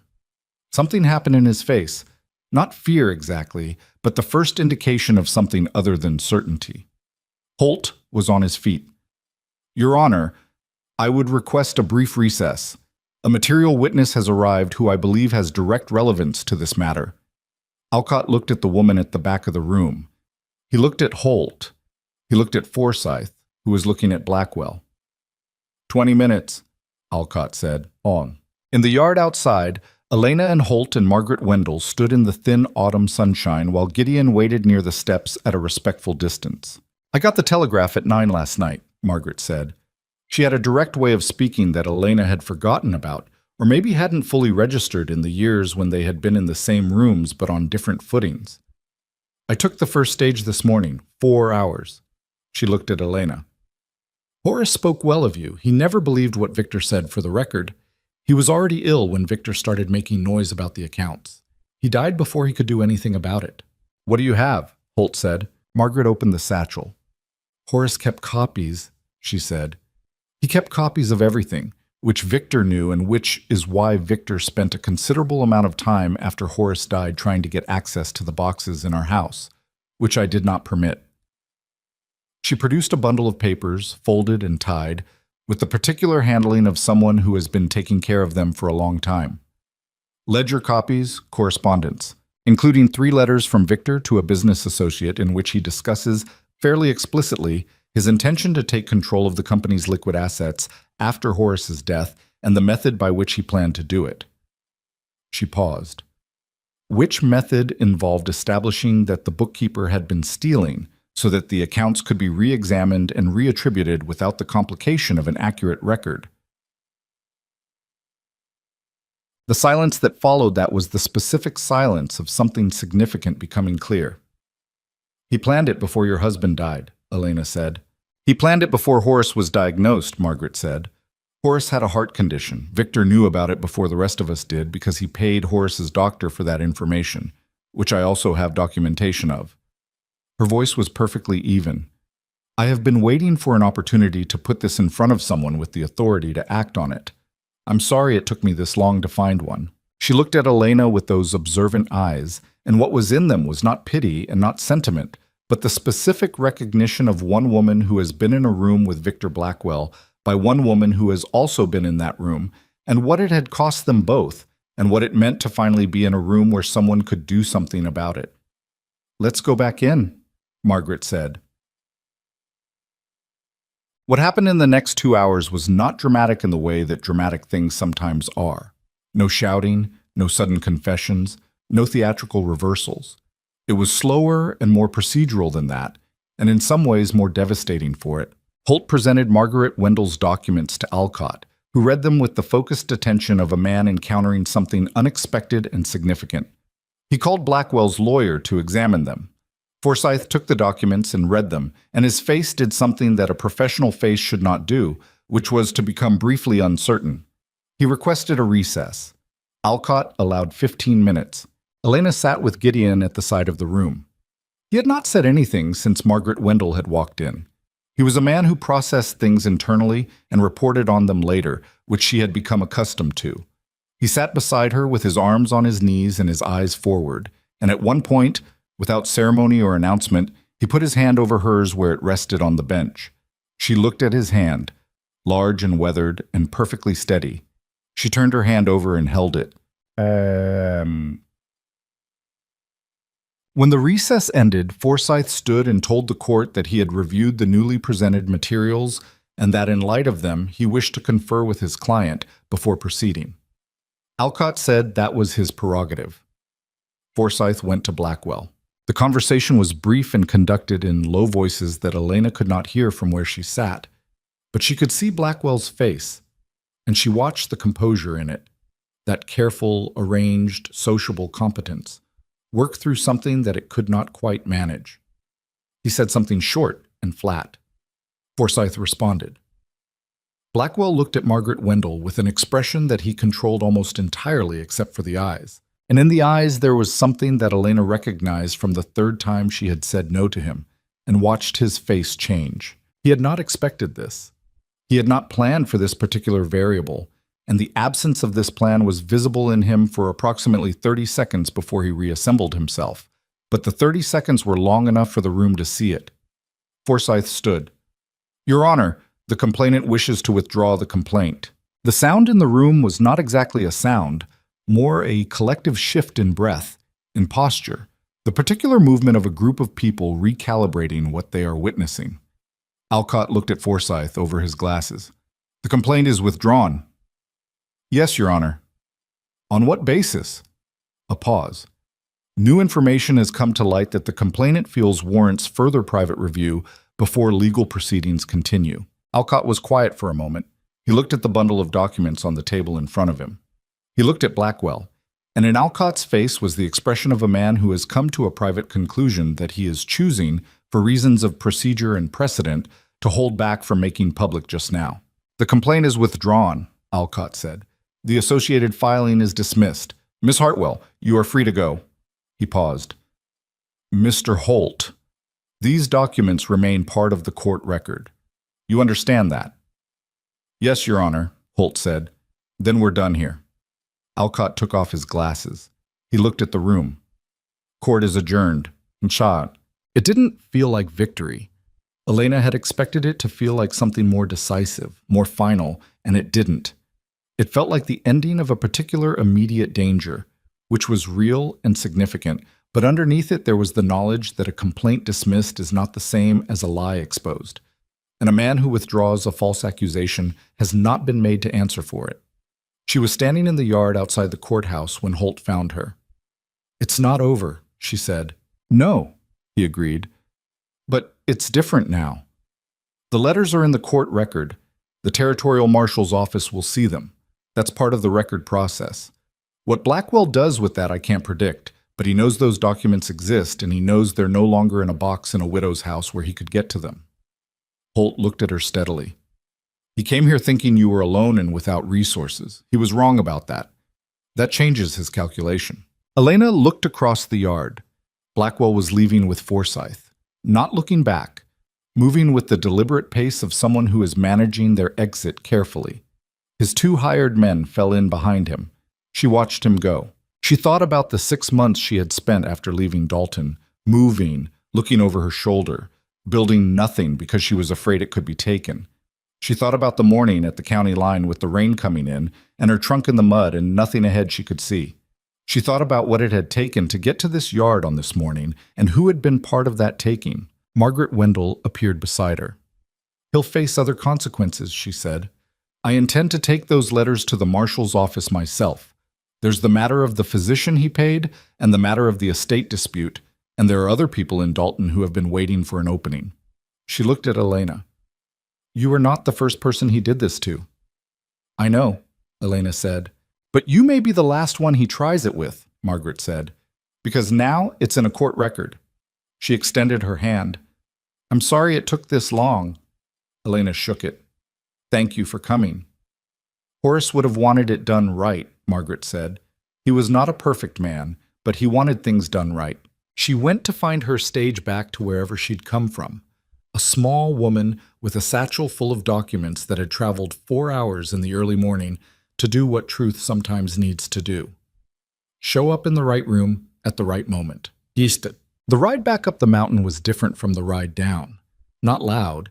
Gideon was not a loud ride home kind of man, and neither, it turned out, was Elena. But different in quality. The compressed air was gone. The cold was just cold again. The kind of November cold that means winter is a committed intention. And the pines were their ordinary selves, dark and indifferent and permanent. Cora sat in the wagon bed. At some point during the ride, she moved up to the bench and sat on Elena's other side, which was not a thing she had done before, and she did not explain it or acknowledge it, just sat there with her shoulder against Elena's and her eyes on the road. Thomas, on horseback alongside, caught Elena's eye once and gave a brief nod, the most Thomas-like possible expression of something like relief, and looked away. They were halfway up the mountain when Gideon said without preface, "Prewitt was there." Elena looked at him. "What?" "At the back of the room. I saw him come in about halfway through. He left before the end." He kept his eyes on the road. "I don't know what he made of it." She thought about Prewitt in the back of that room, watching Margaret Wendell's documents go into the record, watching the complaint fall apart, watching Elena sit in that chair and answer questions without flinching. She thought about what it might mean that he had been there, and she found that she cared about it less than she expected to. Not nothing. She was not the kind of person who genuinely felt nothing, but less. Like a thing that had loomed large in the dark, and then the light had come up and you could see that it was just a thing. Just a man who had done a cruel and deliberate act and would have to live inside that knowledge now that more people knew it. "All right," she said. Gideon glanced at her. Something in his face. "All right," he said. The children were waiting. That was the first thing. The children were at the fence when the wagon came through the gate, Nell behind them on the porch with her arms crossed and her expression carefully managed, and Pete in front of everyone with both arms out in the universal gesture of a 4-year-old who has been patient long enough and is now done being patient. Elena climbed down from the wagon and Pete arrived at her knees with the focused impact of a small, determined body, and she picked him up, which she had not done before. He was heavier than he looked. And he pressed his face against her neck with the absolute trust of a child who has decided you are safe. She stood in the yard with Pete on her hip and the twins talking simultaneously, and Jacob approaching with careful news about something he had observed in the creek bed, and Ruthie pulling at her sleeve, and Josephine standing back and watching with the quiet smile of someone who reads enough to know what a turning point looks like. And Nell, who had come down from the porch and now stood in front of Elena and looked at her with those pragmatic eyes that had been watching and assessing since the first night, and said simply, "Well, good," which from Nell was a great deal. Gideon was unhitching the horses, and Thomas was helping him, and Cora had gone inside with the air of someone returning to her domain, and the yard was full of children and noise and the ordinary ongoing life of a place that keeps going regardless of what the people in it are carrying. Elena stood in the middle of it with Pete's weight on her hip and the cold November air in the mountains above her going up into a sky the color of the inside of an oyster shell, and she felt the weight of the day begin to move through her and release, slowly, the way things release when you have been holding them tight for a long time, and you finally can stop. Not fixed, not solved. There would be the matter of Blackwell's next move, and the territorial marshal's process, and the specific ongoing complications of a life that had been complicated for a long time. There would be things that needed doing that she couldn't yet see, but she was standing in this yard, in this cold air, with this weight in her arms. She had not run. She was still here. Pete lifted his head and looked at her with serious 4-year-old eyes. "Horse?" he said, with the inquiring tone of someone raising a matter of importance. She reached into her coat pocket and found the wooden horse he had pressed into her hand that morning and put it in his hand, and he studied it with satisfaction and then pressed his face back against her neck. She stood there in the yard and held him and looked at the mountains. And somewhere inside her, in a place that had been pulled tight and cautious and defended for so long that she had almost forgotten it was there, something finally, quietly, began to open. The week after the hearing had its own particular texture. Not celebratory, not triumphant, just the slow return of ordinary life after something large has moved through it. like the way a field looks after a storm has passed. The same field, the same ground, but everything lined slightly differently than it was before. Elena noticed it in small ways. The way people in town looked at her when Gideon took her down to the general store on Wednesday for supplies. Not the sidelong assessment of people who have heard something unflattering and are trying to reconcile it with what they're seeing, but something more direct, more simply curious. A woman named Ruth Callahan, who ran the dry goods counter and had not spoken to Elena on any of her previous visits, asked her how she was settling in on the mountain. Hal Peters at the feed store said he was glad to see the business with Blackwell had come to nothing. It was not much, but it was different from before. The difference mattered in ways Elena couldn't entirely explain. She had spent so many years being the person whose account of things was held in suspension, believable enough to tolerate but not quite enough to trust, that the shift in weight was disorienting, not comfortable yet. Just different, like wearing a coat that fits after a long time wearing one that doesn't. Victor Blackwell had left Merritt Falls. This came to them through Peters, who had it from the hotel, who reported that Blackwell had checked out the morning after the hearing and ridden out early with his 2 men and his lawyer without stopping to speak to anyone. No forwarding direction, no stated plans to return. Daniel Holt had forwarded Margaret Wendell's documents to the Territorial Marshal's office with a cover letter, and the process that had begun would continue at whatever pace such processes continued, slowly, probably, and without the satisfying clarity of a verdict delivered in a single day. But it was moving. Holt told Elena when she stopped by his office that Wednesday that he expected Blackwell to face serious inquiry, that the letters alone were significant, that combined with the estate dispute Margaret was pursuing and what appeared to be a pattern of similar conduct toward other people in Dalton, the picture that emerged was one that territorial authorities would find difficult to overlook indefinitely. "Will he face charges?" Elena asked. "I think so. I can't promise it, and I can't promise the timeline." Holt looked at her steadily over his desk. "What I can tell you is that those letters are in the public record now, and they won't come out of it. Whatever he does next, he does it knowing that. For a man like Blackwell, whose entire operation depends on controlling what people know about him, that's a significant constraint. It was not justice in the clean, complete sense that the word implies, when people use it as though it is simple. But Elena had long ago stopped expecting clean or complete from justice. She had learned to take what was real over what was ideal, and what was real was this. She was not under a false complaint. Her name was not the name of a thief. The records that proved it were in a courthouse, and Victor Blackwell was gone from this county and dealing with the beginning of consequences that he had been avoiding for years. That would have to be enough for now. And for now, it was. Randall Pruitt came to the ranch on a Thursday afternoon 10 days after the hearing. Elena was in the kitchen garden pulling the last of the autumn root vegetables before the ground froze solid, which was coming soon. She could feel it in the quality of the cold, which had shifted from sharp to something more settled and final. She heard the horse on the road and stood up and looked, and she recognized him before she could decide how she felt about recognizing him. He dismounted at the gate and tied his horse to the post and came across the yard with his hat in his hands, which she noted. She had never seen Pruitt with his hat in his hands. It changed the geometry of him somehow. She didn't go toward him. She waited where she was, with the dirt on her gloves and a turnip in one hand. He stopped about 10 feet from her. He looked at her, not the assessing inventory look of the first day, but something less organized, something that had been worked over and revised since the last time she'd seen it. "I was at the hearing," he said. "I know," she said. "Gideon told me." He nodded. He turned his hat brim between his fingers. "I came to say something. I don't expect it to change anything. I think it needs to be said." Elena waited. "What I did," he said. "In the road, the way I did it." He stopped. He was a man who did not have a natural fluency with this kind of thing, and he was not trying to fake one. She could see the effort of it in his jaw, in the way he was looking at the ground rather than at her. "I said things that were meant to damage you, in front of men who would repeat them.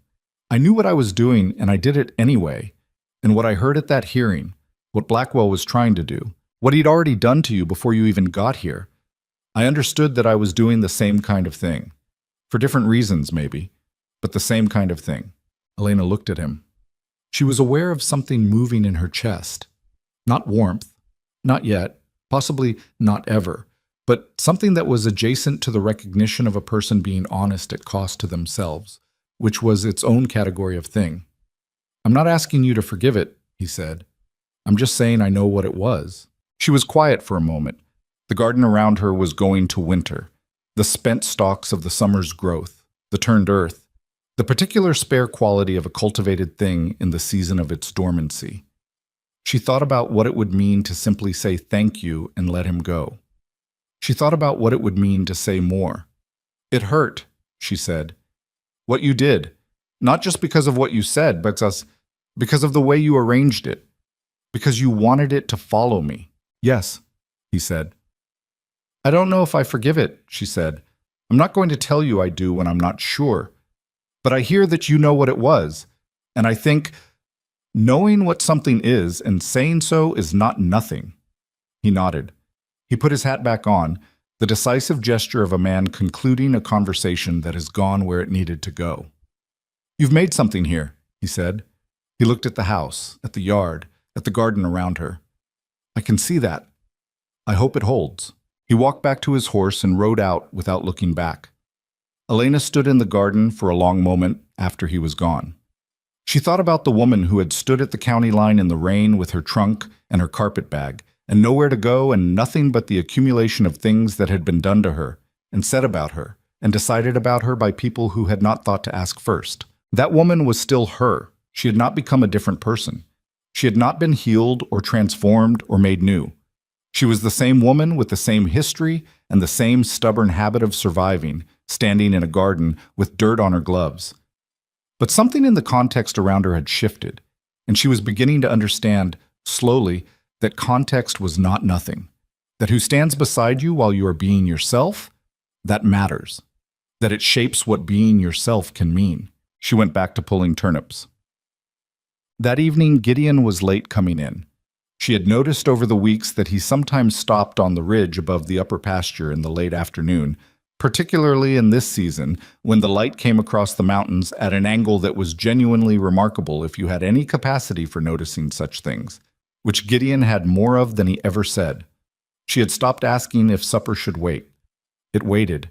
When he came in and washed up and sat down, the children were already through the meal, and the kitchen was down to Elena and Nell and the comfortable sound of a house doing its evening settling.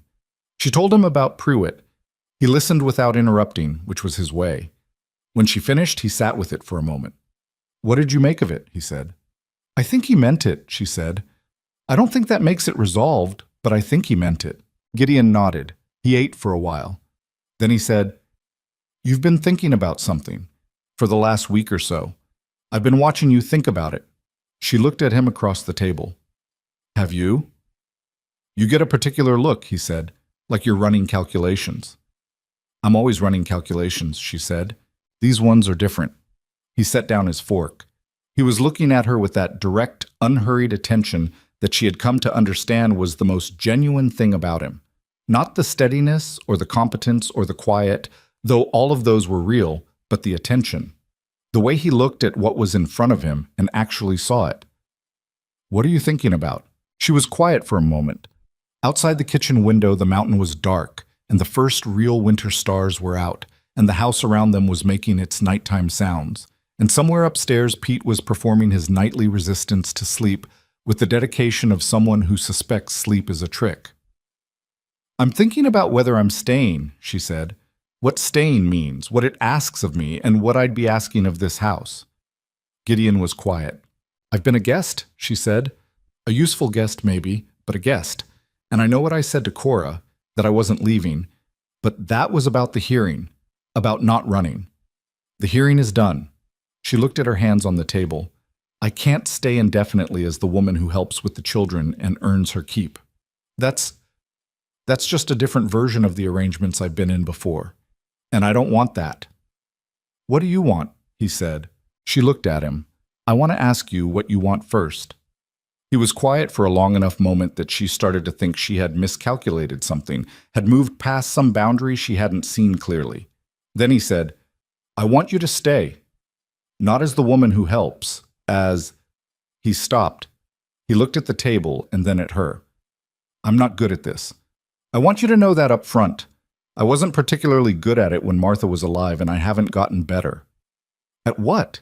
Saying things directly when when they matter. He exhaled. I want you to stay because this house is better with you in it. Not just better managed. Better. He paused.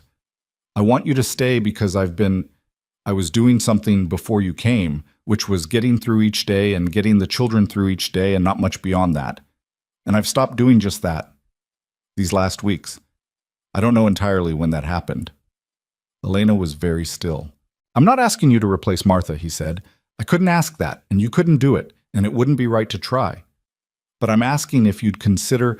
He stopped, tried again. I'm asking if you'd consider being here. For real. As mine, and as theirs, and as your own. Not because you need somewhere to go, but because you want to be here. The kitchen was quiet. Pete had apparently conceded to sleep. The house had arrived at its nighttime self. She thought about what she had said to herself in the garden that afternoon. About context, about who stands beside you. She thought about what she had understood in the 7 weeks since a stranger on a dark horse had found her in a rainstorm and offered her a fire with no conditions attached. She thought about French braids and wooden horses and coffee before dawn and a 13-year-old girl's shoulder pressed against hers on a wagon seat and a large weathered hand placed over hers on a courthouse bench. She thought about what it meant to have been offered repeatedly, without ceremony or performance, the simple dignity of being seen as a person and treated accordingly. I'm not easy, she said. I know that, he said. I have a history that is going to keep having consequences for a while. Blackwell isn't finished, whatever Holt says about constraints. And I have... She stopped. I am not the woman the agency told you were getting. I'm not what anyone told anyone I was. I'm just what I am, and what I am is stubborn and cautious and not always good at letting things be simple.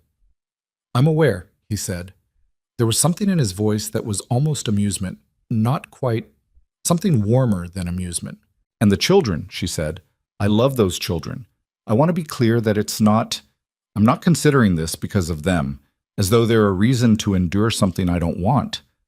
I want to be here because of all of it, them and you and this house and this mountain. She paused. I just want to be honest about what I am, so you know what you're asking for. Elena, he said. What? I know what I'm asking for, he said. I've been watching you for 7 weeks. I know what you are. He held her gaze across the table. Do you want to stay? She thought about the woman at the county line. She thought about running. She thought about all the years of packing the trunk and finding the next road and surviving toward the next thing. She thought about standing still. Yes, she said. I want to stay. They were married in December, on a Saturday, at the Merritt Falls Courthouse because it was practical and warm, and Alcott, who turned out to have a sense of occasion he kept well concealed beneath his professional manner, conducted the ceremony with a brevity and a dignity that suited both of them. Holt was there. Nell was there with her good hat, which had a particularly determined feather in it. Margaret Wendell had sent a letter from Dalton that arrived the day before, which Elena read twice and then folded and put in her coat pocket next to the wooden horse, which had been there since the morning of the hearing and had not been removed. All 9 children were present. This had not been a question. Pete wore a white shirt that he had resisted for approximately 40 minutes and then accepted with the sudden capitulation of a small person whose will has been exhausted by superior forces. He fell asleep against Nell's arm midway through the ceremony and did not wake until it was finished. Clara and Bess had opinions about Elena's hair and had been given supervised authority over it, which had produced something more elaborate than Elena would have chosen, but which made the twins profoundly satisfied, and their satisfaction was its own kind of gift. Jacob brought a frog. He was persuaded with patient diplomacy to leave it outside. Josephine stood through the ceremony with the focused expression of someone memorizing something, the look she brought to things she intended to carry with her. Thomas stood beside his father and was taller than Elena had realized, and when it was over, he shook Gideon's hand first, and then turned to Elena and extended the same hand with the solemnity of a young man performing an adult gesture that he meant entirely. Cora cried. She turned away immediately and was done before anyone could say anything about it, and she did not acknowledge it afterward, and Elena let that be, because some things are private, and Cora had earned the right to her private things. It was not a perfect day. The courthouse was drafty and the ceremony was short, and Elena had a loose button on her sleeve that she had meant to fix and hadn't. And Gideon forgot to say one of the lines Alcott prompted him for and had to be prompted twice. And the wedding supper Nell had made was good, but the biscuits were slightly overdone because the stove had been running hot all week, and no one had adjusted for it. It was not a perfect day. It was a real one. And Elena had lived long enough to know the difference, and to know which one was worth more. The winter settled over the mountain in January with the serious intent of a season that means what it says. Snow on the upper pasture from the first week of the month, then snow lower down, the ranch going to the particular enclosed world of a working farm in deep winter. The barn runs and the wood hauling and the perpetual project of keeping 9 children from going completely feral when they are confined indoors for too many consecutive days. Elena was not good at all of it. She was good at some of it and not others, and the ones she was not good at visibly, which took some adjustment. She had spent so many years presenting only competence because competence was what was required of her for continued welcome, and learning to be incompetent at things in front of people who would not remove their welcome because of it was stranger and harder than she expected. She burned 2 batches of jam in February, which Nell observed without comment, and Elena was unreasonably upset about, more than the jam warranted. Gideon, who came in to find her staring at the scorched pot with a look he correctly identified as disproportionate, said, "What happened?" "I burned the jam," she said. "I can see that. I've made jam hundreds of times, and now you've burned it twice." He picked up the pot and took it to the wash basin. "I dropped an entire wheel of fence post fittings off the back of the wagon last week, and they went into the creek, and I spent an hour in the freezing water looking for them." She looked at him. "You didn't tell me that." "I'm telling you now." He handed her the pot.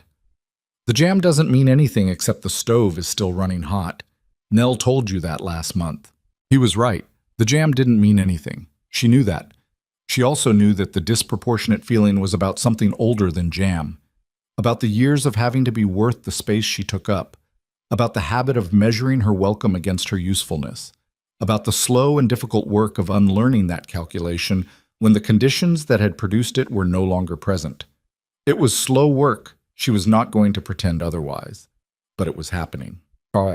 In March, a woman appeared at the bottom of the mountain road with a bag and no horse and no plan, which Elena recognized at a proximity that was almost physical. Thomas had seen her from the ridge and come to tell Elena. Not Gideon, Elena noted. Thomas had come to her. And she went down the road to meet her before asking anyone else. The woman was younger than Elena, mid-20s, with the careful blankness of someone who has been through something recent and hard and is still in the part where you don't know what to feel about it yet.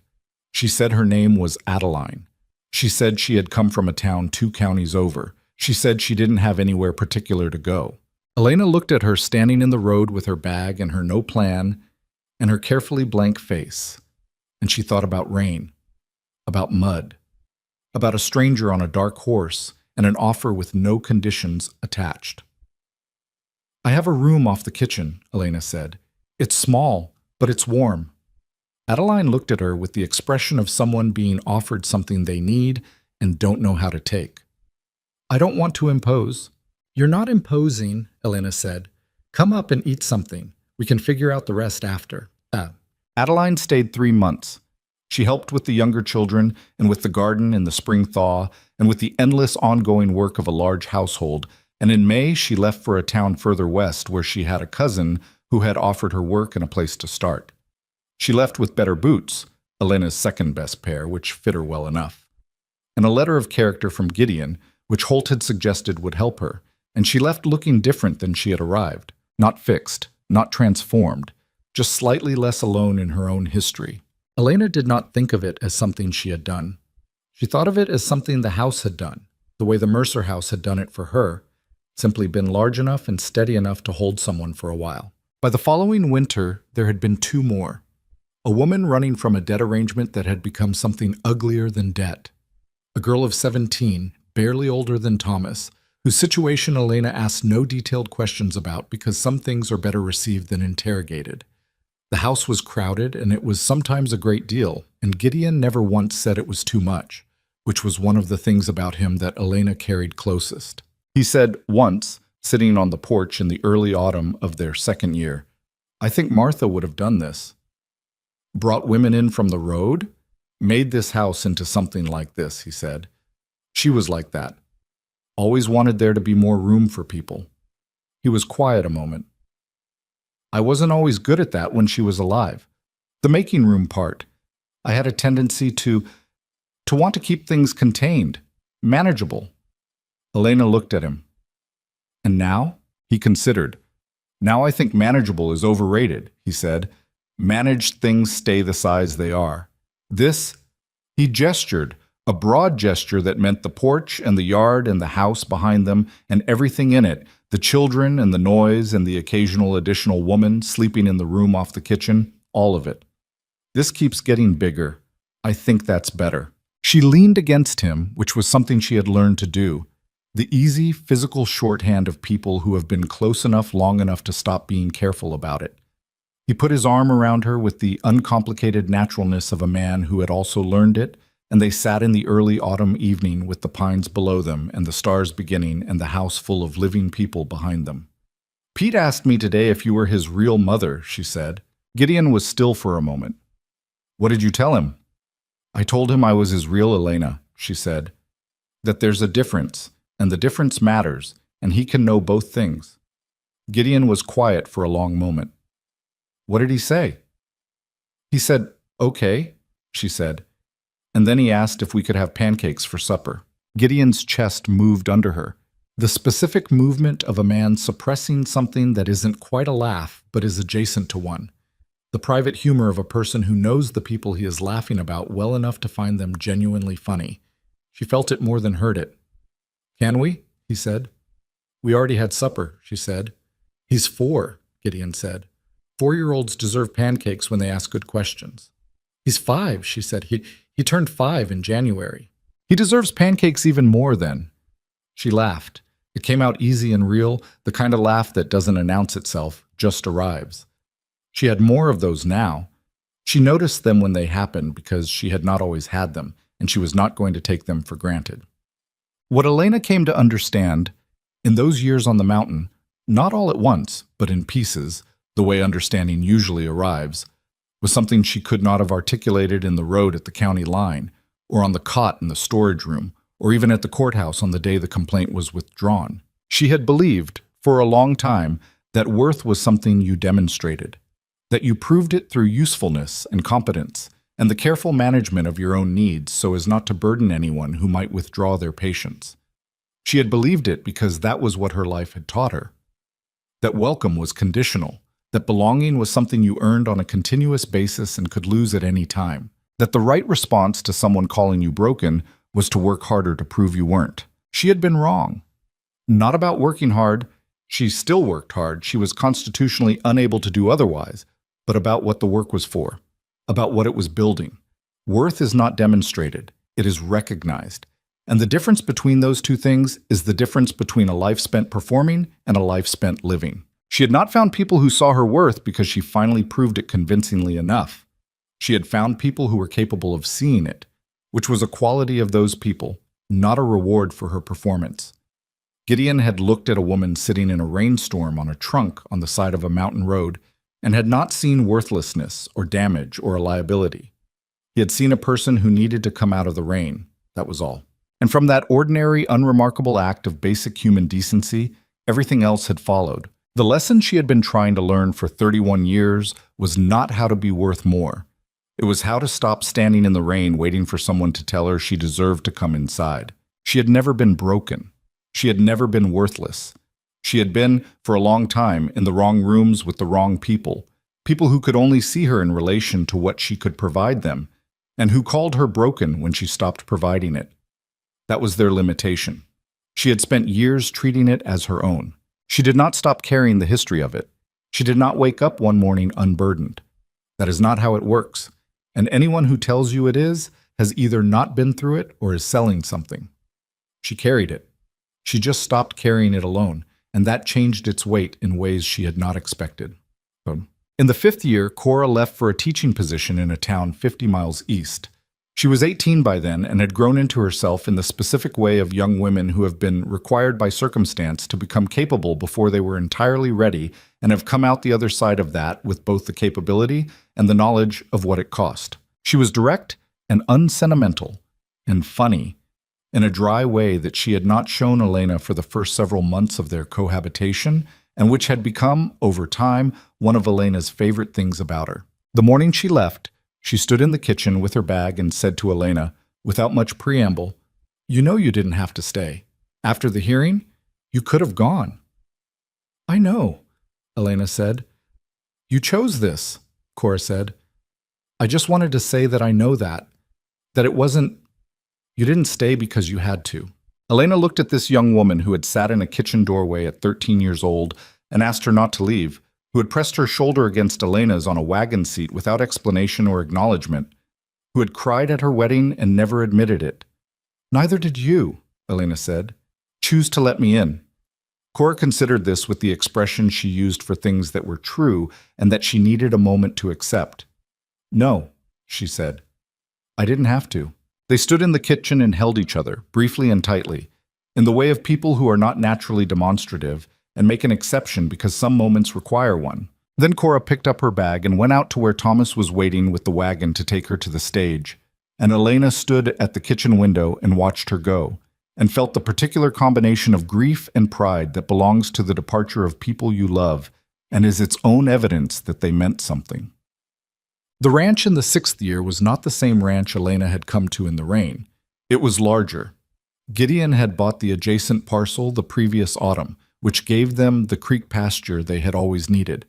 It was louder, which seemed impossible given how loud it had always been, but Pete was 6 now and had recently discovered that he had strong opinions about almost everything and saw no reason not to voice them. Jacob at 12 had expanded his taxonomic interest from frogs to the entire local ecosystem, and the kitchen table regularly featured specimens of things that required negotiation about where they were and were not permitted. Josephine was 17 and had been corresponding with a woman in the Eastern Territories who ran a small printing concern, an exchange that had begun as a letter about a book and had expanded into something that everyone in the house could see was significant, and that Josephine herself discussed only obliquely but with a careful attention that told Elena everything she needed to know. She said nothing about it except to make sure the mail was always brought in promptly, which Josephine noticed and which Elena suspected was its own form of communication between them. Thomas at 22 had taken on the management of the upper pasture as his own domain and was rarely seen without mud on his boots, and the particular satisfaction of a person whose abilities have found their correct application. He had the horses responding to him in ways that Gideon, who was no slouch with horses himself, openly admired. He had also, somewhere in the previous year, acquired a quiet understanding with a girl from a neighboring ranch, which he had not announced to anyone, but which was perfectly visible to everyone, and which no one in the family felt moved to pressure into speech before it was ready. Nell was 72 and had been told by her niece that she was retired, and had responded to this information with the dismissiveness of a woman who has never allowed her body's opinion to override her intentions. She moved slower. She delegated more. She sat at the kitchen table in the mornings longer than she used to, with her coffee and her own private processing of whatever she was processing, and Elena sat with her sometimes in the early hour before the household noise began, and they talked or they didn't, and either way, it was good. One evening in early autumn of that 6th year, Elena climbed to the ridge above the upper pasture, at the hour when Gideon sometimes stopped there. She found him where she expected to find him, on the flat rock that looked out over the valley below and the mountains above, in the last of the day's good light. She sat beside him. Below them, the ranch was small with distance, the house, the barn, the outbuildings. The fence lines she had watched go up and come down and go up again over 6 years of seasons, the smoke from the kitchen chimney, the movement of someone in the yard, too small to identify but moving in the purposeful way of the children, always purposeful, always in motion. Adeline wrote, Elena said. She's got a place of her own now, in the Western Territories. She's got a woman with her who needed somewhere to go, and she said, she paused, she felt it again, that thing in her chest that had no adequate word. She said she just did what I did, offered the room, no conditions. Gideon was looking out over the valley. She learned it from you. She learned it from this house, Elena said. Same thing, he said. She thought about that, about what it meant to become a thing that other people carry forward. Not a legacy in the formal sense, not a monument or a record, but a practice, a way of treating people. The knowledge that a fire and a meal and a room with no conditions attached could, under the right circumstances, change the entire shape of a life. She had been that shape once to Gideon. Now she was that shape to others, and Adeline would be it to someone, and that someone to someone else. And the thing would keep moving forward through people who had no formal connection to each other except this, that they had each, at some particular low moment, been offered the room. The light on the mountains was going gold and then red, the way mountain light does when it is finishing, and the valley below was settling into its evening shadow, and the sky above them was doing what it always did at this hour, becoming something she had no adequate word for, something that was not beautiful exactly, or not only beautiful, but true, permanent, a fact about the world that would be true whether or not anyone was up here to see it. Gideon reached over and took her hand. She held it. They sat on the rock above the ranch in the last of the light, and Elena thought about the woman at the county line, about the rain, about the trunk and the ruined boots and the no plan and the nothing ahead she could see. She had not been broken, that woman. She had been lost. There is a difference, and the difference is everything. You can find your way back from lost. What you need is not to be fixed or repaired or made sufficient. What you need is someone who sees you in the rain and says, I have a fire. I have a room. There are no conditions. What you need is to survive long enough to find the people who were always already capable of seeing you. She had survived. She had found them. Below her, the kitchen light came on in the house, warm and yellow in the coming dark, and the sound of children's voices rose on the evening air, indistinct, multiple, the particular music of a house full of living people who would be hungry soon and would argue about something at supper, and would fill the rooms with the irrefutable evidence of their existence. Home, Elena thought. Not a place she had arrived at, a thing she had helped build day by day, out of ordinary materials, work and patience and stubbornness, and the willingness, finally, to stop moving long enough to belong somewhere. She had never been unwanted. She had been in the wrong places. She was in the right one now. Gideon squeezed her hand once, in the quiet way of a man saying something he doesn't need words for. And she squeezed back, and they sat together on the mountain while the light finished and the stars began, unhurried, one by one, in numbers that were, as always, excessive and perfect, and entirely indifferent to anything except being what they were.